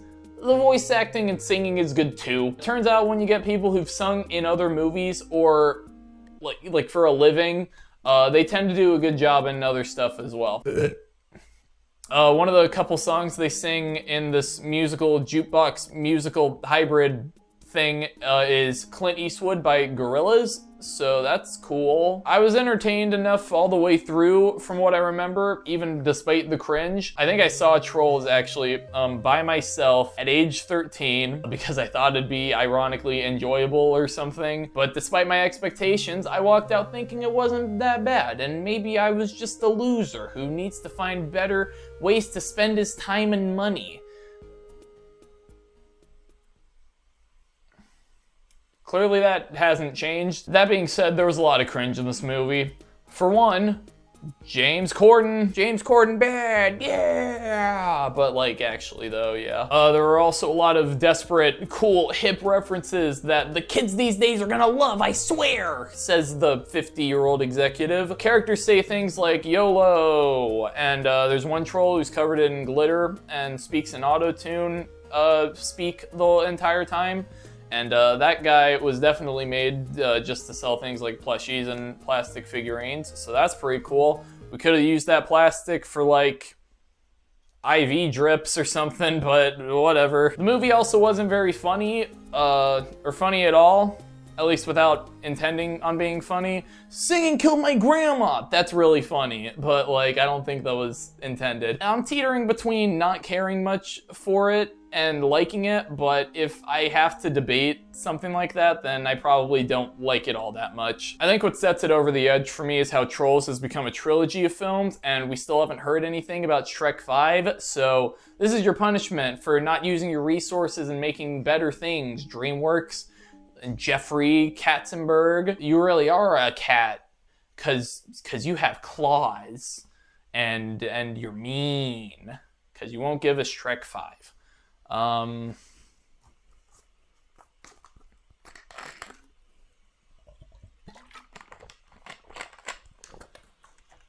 Good joke, Nick. Oh boy, boys. We got another biggie on our hands, a real big boy, a big orange boy. Arguably the biggest boy of 2016. Some people would even say the best boy of 2016 and 17 and 18 and 19, 20, 21, 22, 23, and the end of time for some reason. So like I've been saying, I never kept up with politics in 2016. All I knew is that people thought Anita Sarkeesian and hashtag Gamergate were annoying, and Chris Reagan made all these videos about why she was wrong, and so I figured that anybody and everybody else who was trying to be woke was just as bad. For the record, I don't think that anymore. On top of that, I saw this picture of Donald Trumpet, and I thought that it was the funniest thing ever, and it kinda is. So at age 14, I was like, yeah, I'd vote for that guy. Nowadays, after all that stuff that's gone down, all the things that have been said and done, I realize now that Donald Trump, he's kind of a goofy guy, but not like in the fun kind of way I thought he'd be. For some perspective, my dad is on the conservative side, politically speaking, and but even he draws the line at Donald Trump, like, and he draws it thick. He vehemently hates the guy, and like, yeah, he's like Schmidt in that episode of New Girl when they got really political out of the blue because it was 2016 and everybody was getting really political really suddenly. And Schmidt was like, I'm not voting for Donald Trump. Winston! I'm really reaching for that female audience with that friggin' New Girl reference. Jesus Louises. Anyway, yeah, Donald Trump, kind of a bad guy. Not quite a fan of his. I don't know. Sorry if you disagree, but hopefully if that's the case, then you can continue to watch my stuff despite my political beliefs that I rarely, if ever, disclose. Anyway, believe it or not, Uncharted 4, A Thief's End, kind of an amazing game. Or better yet, it's an amazing 90% or so of a game. Those first few minutes really drag with the really slow scuba section, and then I think there were at least a couple trailing sections where you walk at a really slow speed, like in that flashback chapter where you're little boys going around the house with the nuns. I think it's called an orphanage or something. Anyway, when you get to shooting and killing people, then that's when it gets fun. Uncharted is probably one of my favorite game series of all time. I got the first game the same day I got my PS3 in 2015, and then I played the other two games shortly after, and so there's a lot of personal nostalgia surrounding the series, and probably, I guess, with the lead up to 4 at this point as well. And it also helps that the games are really amazing, and Uncharted 2 is arguably one of the best games of the past few console generations, and A Thief's End is up there with the rest of the series in terms of quality. It's one of the best looking games of all time. Even still, the story is engaging and easy to follow, unlike a lot of other games where I play them without really giving much thought to the story personally. And the gameplay loop of exploring and shooting your way around combat areas is satisfying and fun. And if it's not fun, what the funky hell are you doing? It's a really fun game, even if it's just a really repetitive loop of an action set piece, then a climbing section or a puzzle, then an action set piece, maybe a cutscene, and then another action set piece, etc., etc., etc., etc. The grappling hook and the emphasis on stealth in the wide open combat areas are amazing additions, and I can't wait for Naughty Dog to not expand on them in a sequel that will never happen because they're a Last of Us company now. Not even a video game company anymore. They just make The Last of Us stuff from now until the end of time. Look forward to The Last of Us Part 3, and then The Last of Us Remake Part 3, and then The Last of Us 4, and then The Last of Us Remake Part 1 Remake, and then Part 2 Remake. and then Last of Us Part 5, all the way up until the heat and death of the GD universe. You guys remember when Naughty Dog would make games with like saturated colors and stuff? Anyway, if you can get somebody to play the first 20 minutes of the game for you, Uncharted 4: A Thief's End is a game worth loving. Like one of those newborn puppies. Vine. Remember Vine? I remember Vine. Vine was fun, from what I could tell. Like I said, I didn't have a smartphone until September of 2017, so by that point, Vine's corpse was starting to smell. That means I don't have much to say about it other than that there were some funny, quotable Vines. Some people are YouTubers now, and Vine walked so that TikTok could run, for better or for worse, depending on who you ask. It's a whole thing. I like Vine in concept. Vine is fun. Everybody, I have a confession to make. So, I don't know if you can tell from my quirked up room setup, or my glasses, or the way that I dress, but I listen to Weezer. Some of my favorite albums of theirs include Hurley, Everything Will Be Alright in the End, and last but not least, Ratitude. Not a joke. That is not a joke. If you're a Weezer fan, then I'm sorry, I apologize, but that is not a joke. And the Blue and Green albums are great too, and that is a joke. But in 2016, it looks like Rivers Cuomo and the gang took a trip down to the suburbs, because we're talking about the White Album.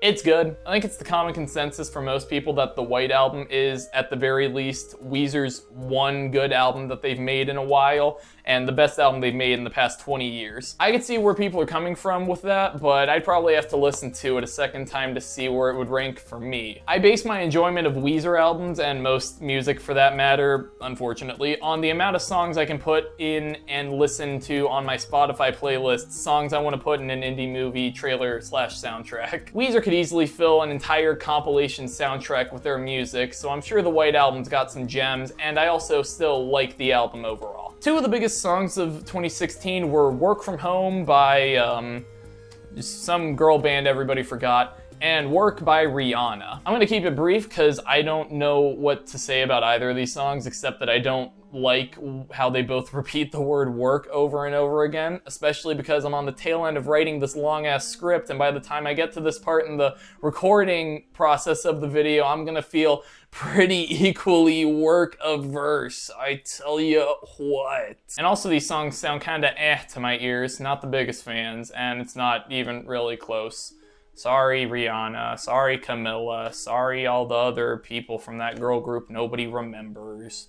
Blah. One of the best trends every year on YouTube used to be the annual YouTube Rewinds, the yearly recaps of the biggest YouTubers, viral videos, trends, songs, etc. Like I said before, with the oversaturation of influencers, week-old trends and memes, TikTok songs, etc., there's too much content that's uploaded even in a single year for there to be a definitive collection that caters to a wide enough audience of terminally online individuals nowadays, but in 2016, they did a good job. Certainly a better job than in 2017 and especially 2018, but that kind of goes without saying. With 2016, we were starting to see the start of the decline for YouTube Rewind with the celebrities and the random appearances that make you go, who the fuck? But it was still a good catalog of some of the best of the internet for that year, and it was able to appeal to both the fans and the advertisers and others in the corporate world. Synergy! Yeah! There's this common phrase that goes a little something like, the smallest toes wear the biggest shoes. I made that phrase up just now. Did I say it's a common phrase? Anyway, remember when those mosquitoes were killing the pregnant women? The Zika virus was a widespread epidemic that spanned all across South America in the summer of 2016.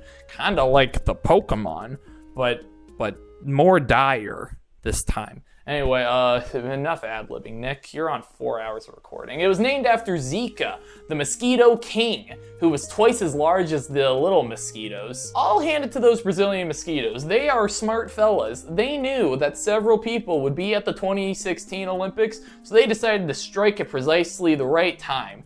Now, normally I wouldn't condone the murder of pregnant women, and I still don't. If it was up to me, I'd cancel the Zika virus outright, but I guess that's not how the world really works. Hey guys, so that last segment was entirely based on my foggy memory from about 7 years ago. With that said, I'm pretty sure I'm 100% right. Now, last but not least, this piece of media is very emblematic of 2016 as a whole. Despite the ups and downs of the year that everyone had, the political discourse, lost legends, and just overall bad vibes, one thing's for sure. Zootopia is a pretty damn good movie. Animation's cool. I like the tubes for the hamsters. The nudist scene was pretty wacky. The fox guy had the same name as me, so I think that's pretty funny. Racism is bad. That fan-made abortion comic is really funny. Like, no matter where you stand on the issue, that thing is just absurd. Love it. Okay, I'm done. Yay. That's what the script says.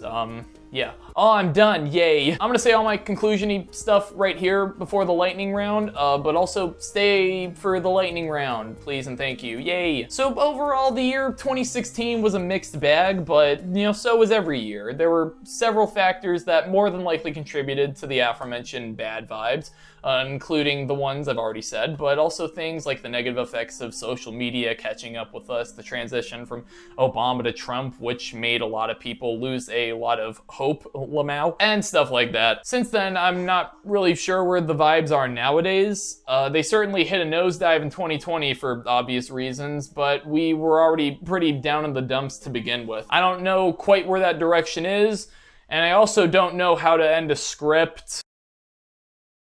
What the frick is up, everybody?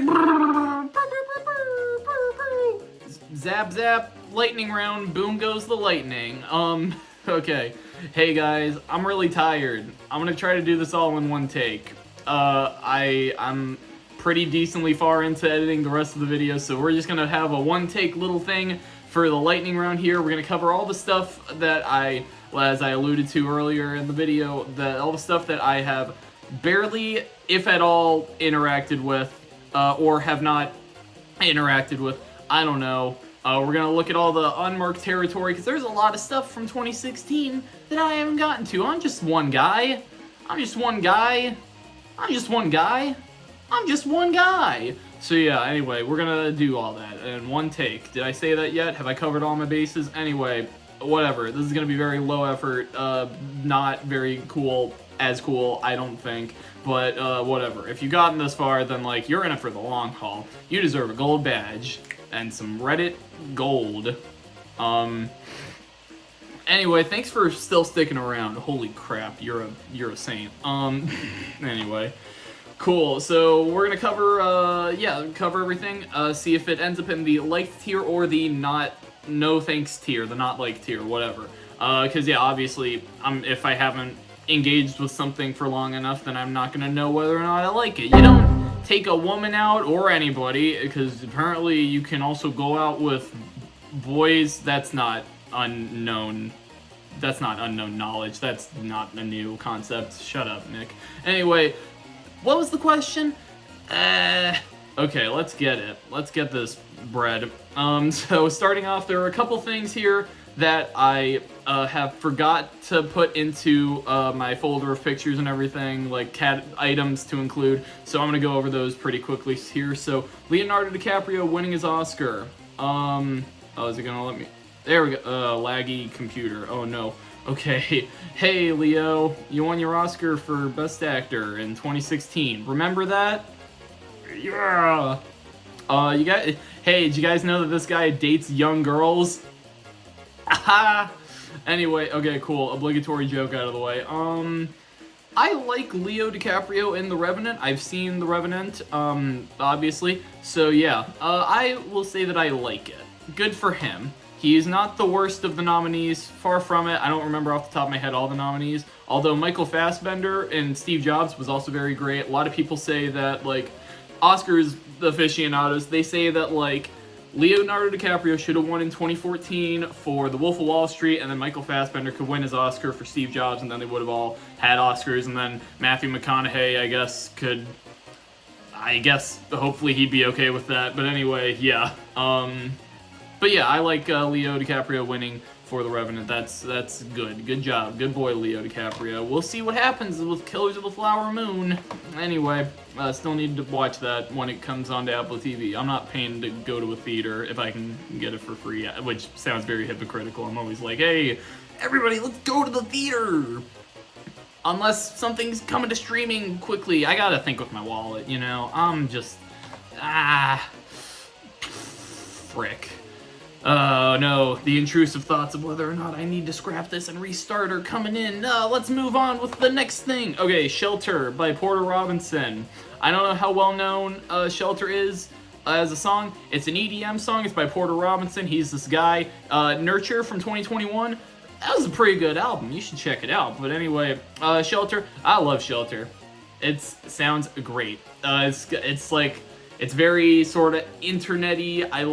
I don't know. It just sounds like something that, like, terminally online people would listen to. That kind of EDM sort of pop music. I don't know if it's pop, but yeah.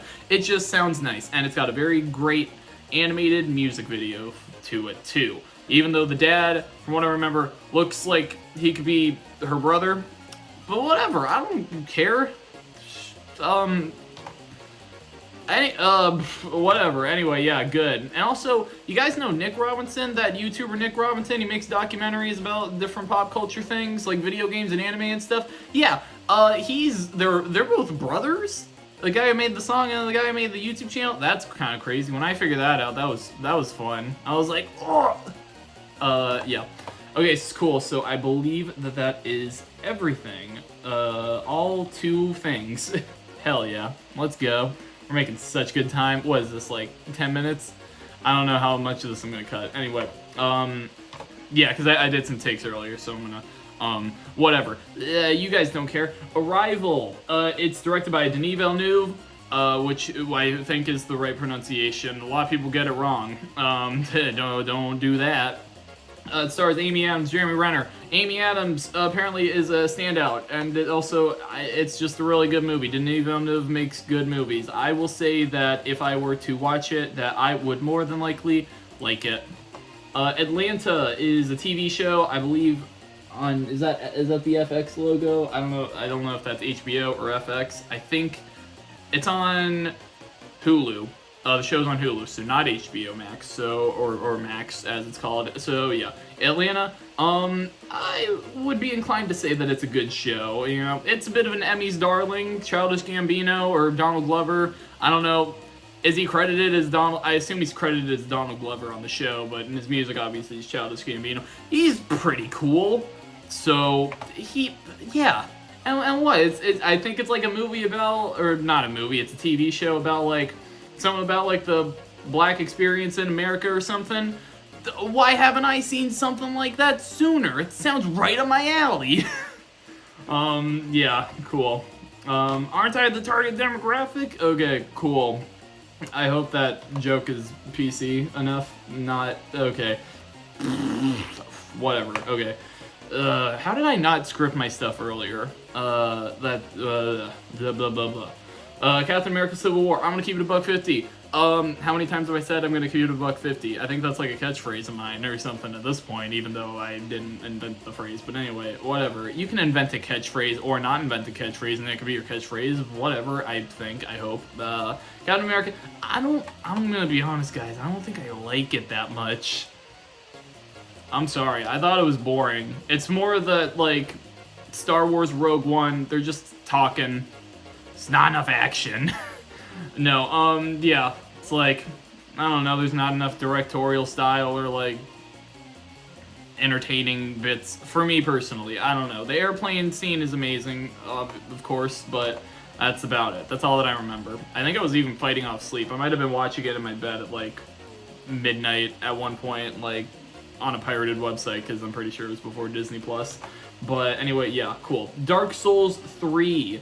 So, in the 80s, we had, like, really hard-as-nails video games, and then as the generations and the decades went on and on and on, we had, like, the Wii generation, where stuff was more casual and simple. So that's the generation that I grew up with. So I'm pretty used to having very easy, non-challenging games, especially nowadays with the Switch, and also these games that are very narrative-driven, and where the gameplay is kind of like, I don't want to say necessarily secondary in priorities, but like, it's more secondary than it used to be. I don't know if that makes sense, but yeah, I grew up playing easy video games, so I like easy video games, and I don't like challenging video games. And so if you're into that sort of thing, and you like FromSoft, and you like the games, like the Soulsborne games from FromSoft, and the Miyazaki guy, but not the Studio Ghibli Miyazaki, the other, not Hayao Miyazaki, the other guy. Anyway, I don't like them. Too hard. They're the jawbreaker of the game industry. Haha. Yeah. Dragon Quest Builders. Looks cute. Looks fun.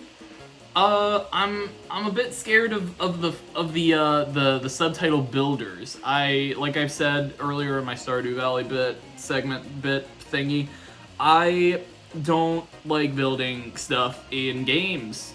I don't like building Minecraft houses or any of that stuff. I don't have a knack for design. I like the exploratory, adventurous aspect of those kinds of games. So if it's mostly just building, I don't even know if there's any combat in the game. I'm not sure if I'd enjoy it that much.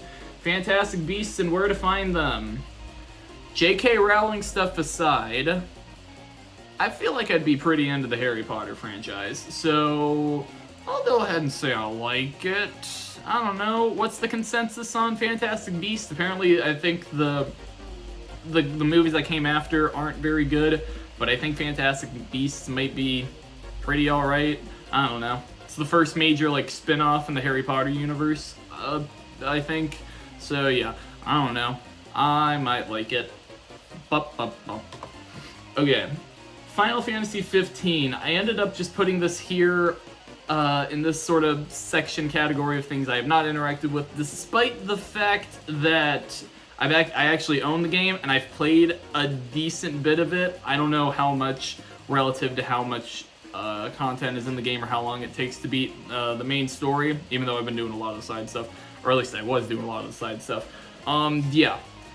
Maybe, like, if I had to give a percentage, maybe it's like 10%.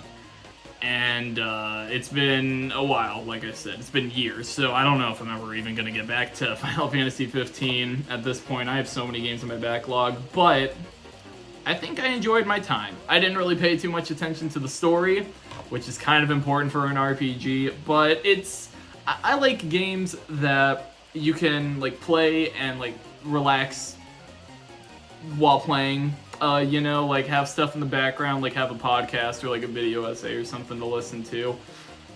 Maybe some Scott the Wise or something while you play your video games and you chip away at the progress of leveling up and all that. I like that part about RPGs. Yeah. And then Firewatch. So this is a sort of narrative-driven game. I think I've heard decent to good, maybe even good to great things, so I don't really know much else about it, so I'll say it's pretty good. I think it's like one of those really short indie games. You can beat it in like an afternoon or a weekend, so love those kinds of games. I remember I had a period where I just started like my freshman year of college. I got through so many of these like shorter games on my PS4 and my backlog. It was great. I felt like I was making real progress, and I was. Video games are real work. They're on the equivalent. You just don't get paid for them because Hitman, good game. Also as well, you're gonna hear that a lot probably. I don't know. Hitman. I like Hitman. Yeah. I don't know. Frick. Okay. I've been doing pretty decent with the whole talking nonstop single take thing. But yeah, no. Hitman is like, you go around, you complete the game however you want. It's like Metal Gear Solid 5 Phantom Pain, apparently. The tax. That's a good one. That's a good joke. You gotta give me that one. But anyway, yeah, Hitman. Yeah, you use whatever weapon you want. You can disguise yourself. You can talk to whoever, go about the situation as you seem fit. You can plan your routes out or just play by ear. Yeah. very fun concept for sure, and something I'd be intrigued to play even. Haha. Inside.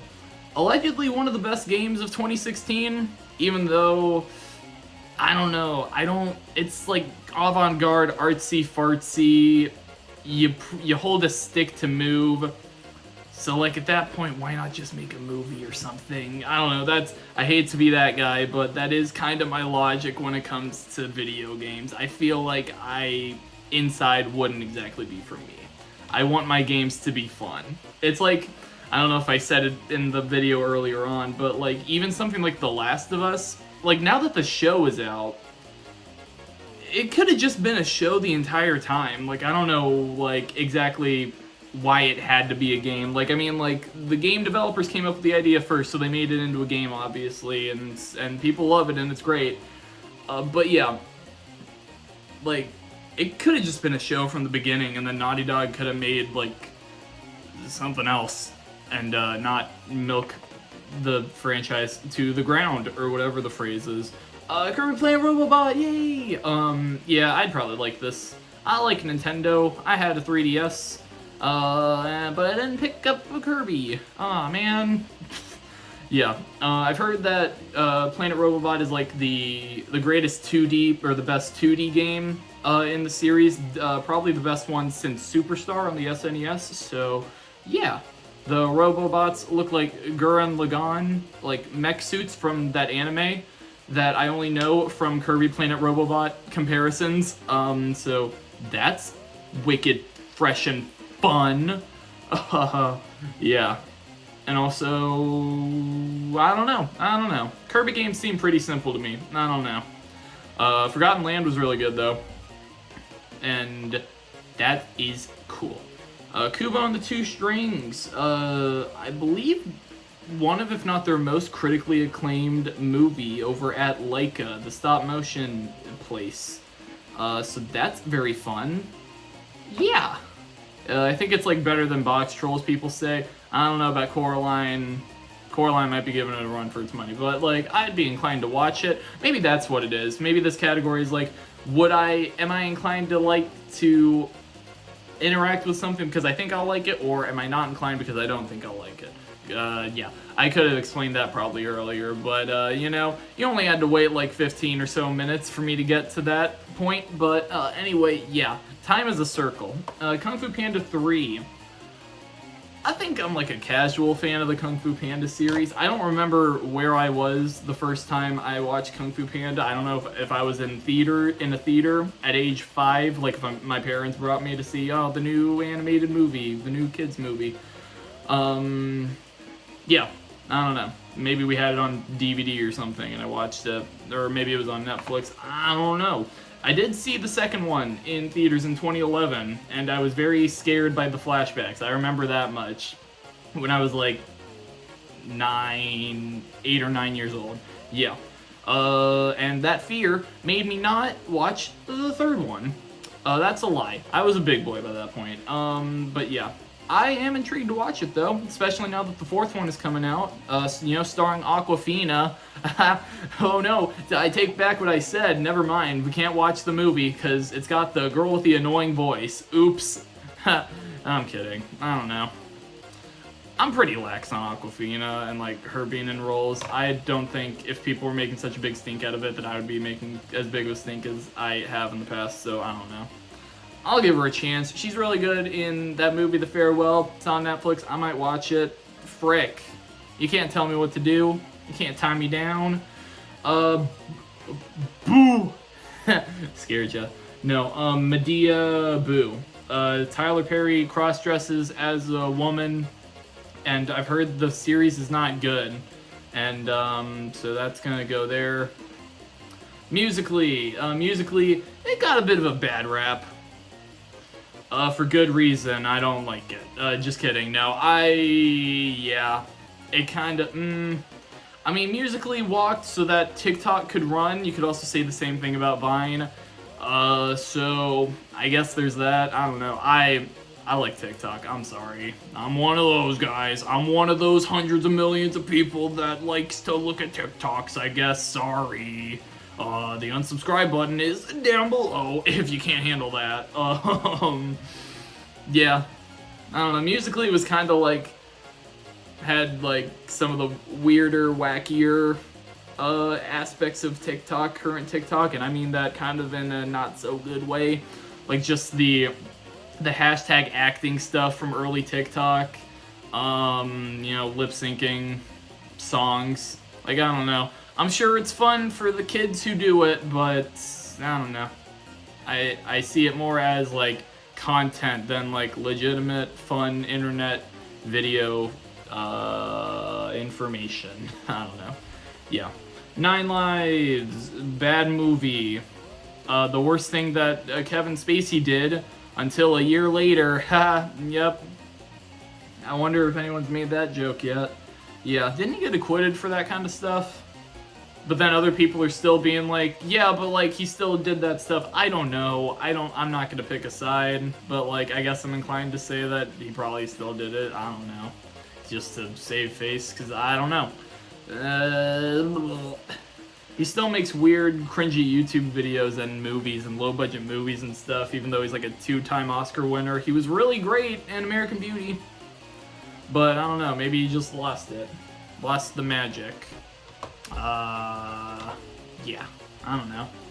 I don't know, Hollywood Works? Overcooked. Overcooked. Cool. This game looks fun. I don't know. It's like the kind of thing that I wouldn't personally buy, but if I had like friends around who had Nintendo Switches and they had Overcooked, I'd play it. So yeah, it seems fun. Owlboy. Owlboy looks great. I don't what? Shut up, man. No, yeah, it looks fun. It's very unique. Unique. It's another pixel graphics art game thing, but I think the completionist, kind of bad timing. He did a weird thing. Don't want to say his name. He's like Voldemort, but also not really. No. Yeah, he said that it was one of his favorite games of 2016, and it was intriguing. There is a universe out there where, like, one of those times I got, like, a really big, like, PlayStation gift card for, like, the PSN store. There is a universe where, instead of one of those games, one of those other, like, smaller indie games, I could have swapped it out for Owlboy and had the friggin' time of my life. But, unfortunately, that has not happened yet. Yeah. Looks really pretty. The one song from the soundtrack, like the main theme I've heard, is really good. I don't really know what else the game's all about. I think it's like a side-scrolling adventure 2D thing. Looks good though. Have I made that clear yet? I don't know. Secret Life of Pets. This is one of the two, of the three, of the 3 talking animal movies and of the 2 Illumination talking animal movies, all released in 2016. That's certainly one of them. Illumination bad. They made 2 good movies, and one of them was based off of an already existing IP. So yeah. Mario movie good. Don't let the haters steer you in the wrong direction, unless you don't like it. I'm not your dad. Civilization 6. Strategy games. I haven't dabbled too much into them. I haven't even played Pikmin all that much yet. Although that demo at Target was pretty enticing. I liked it. I liked what I played there. But I don't know about Civilization 6. It's one of the better games of 2016, I've heard. Maybe if I sat myself down for like 2 hours and forced myself to get into the basics, maybe I would like it. I'll say that I'm intrigued enough to give it a try, and that will translate to a like. Sing, of the 2 Illumination talking animal movies released in 2016, and then this would be the point in the video if I edited it where I would cut it off and then immediately go and say, I don't like it that much either, in concept or whatever. There you go, a little behind the scenes on how to be a professional, really cool YouTuber like me. Professional with a capital P. Anyway, yeah. Looks kind of not that good. Kind of annoying or whatever. Nick Kroll is doing a weird thing with his voice. He's playing the weird pig. I don't know. Yep. Enough said. Cool. FNAF sister location, I believe. So there's like beating a dead horse, and then whatever the tier after that or below that or whatever, that's where the FNAF series was just in 2016. I guess maybe they might have spaced out their game releases and other media releases, like with the movie and everything, better, like spaced them out more. But yeah, by 2016, we were like into the third year of the franchise, and they already had game number 5. Yeah.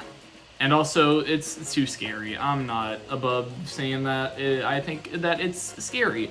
I don't really get why you would want to play it. I mean, there's the lore, I guess, but yeah, I don't understand wanting to play a game to possibly get jump scared. I don't know. Maybe I just totally lambasted the entire horror genre of video games, and in which case, I'm sorry.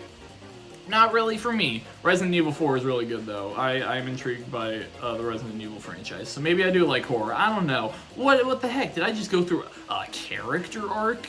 I don't know. I wouldn't dwell on it too much. This is unscripted and low effort. Cool. Street Fighter 5. I almost said 6. Maybe if it went on sale for like $10 while Street Fighter 6 remains at 70. I don't know. I might give that a try. Play around with it for like a weekend. Like it'd be if they still have video game rental places, which they still do, I assume, I hope.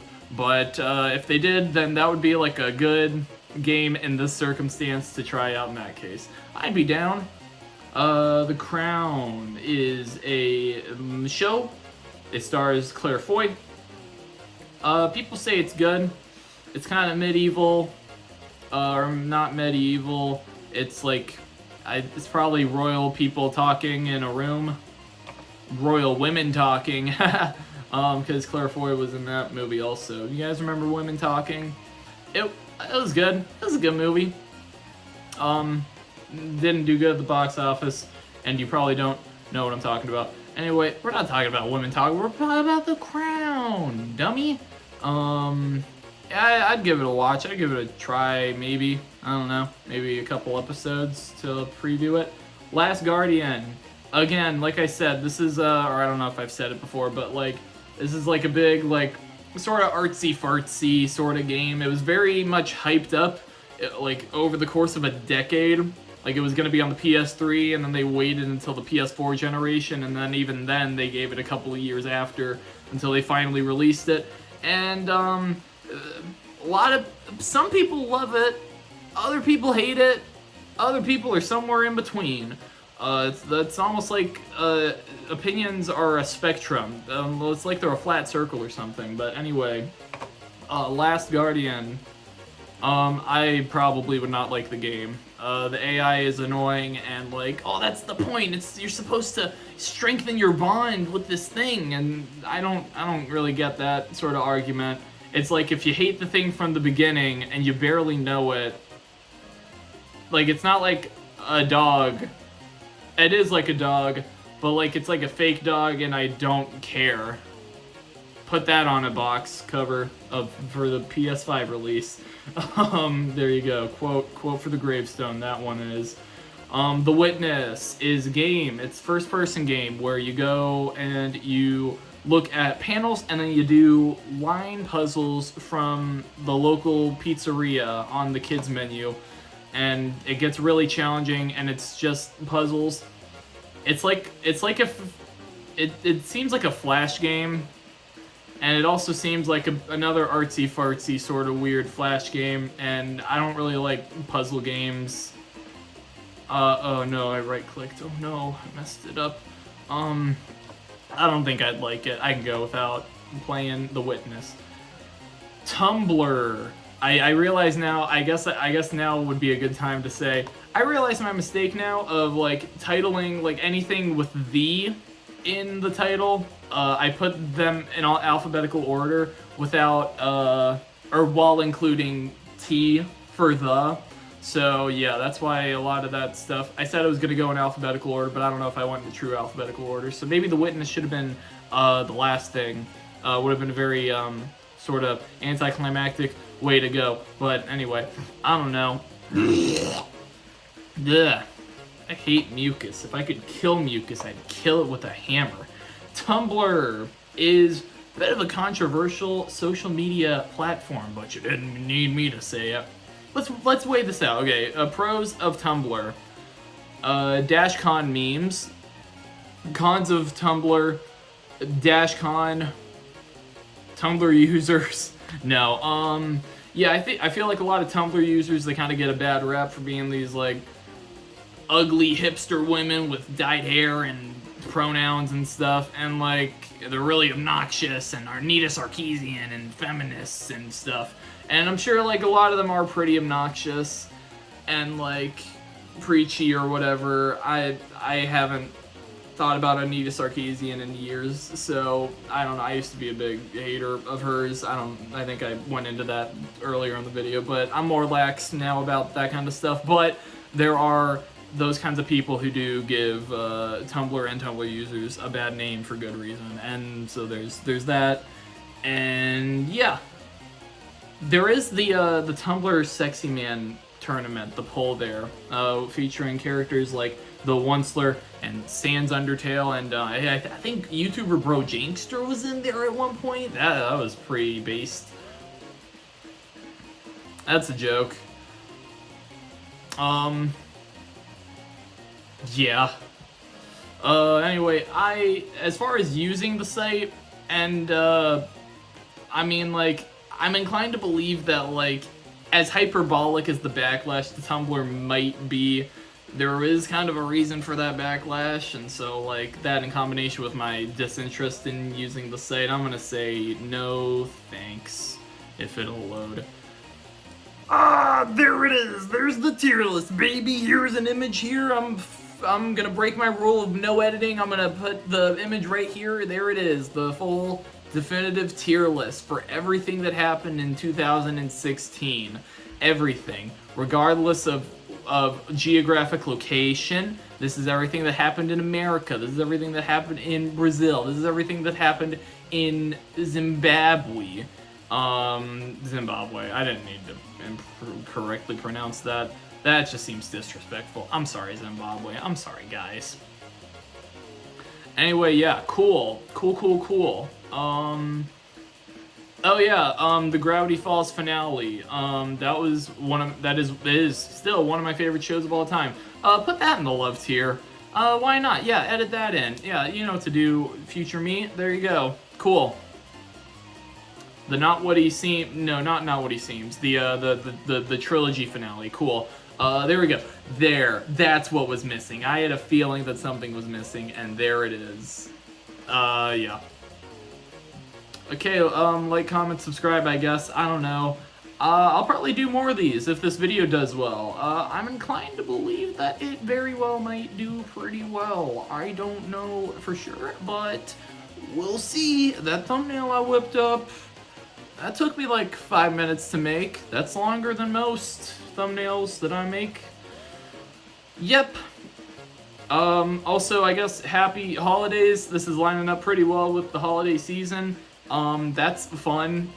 Hope you all get plenty of toys and plenty of fun things and plenty of Amazon gift cards and plenty of Bitcoins and plenty of V-Bucks, plenty of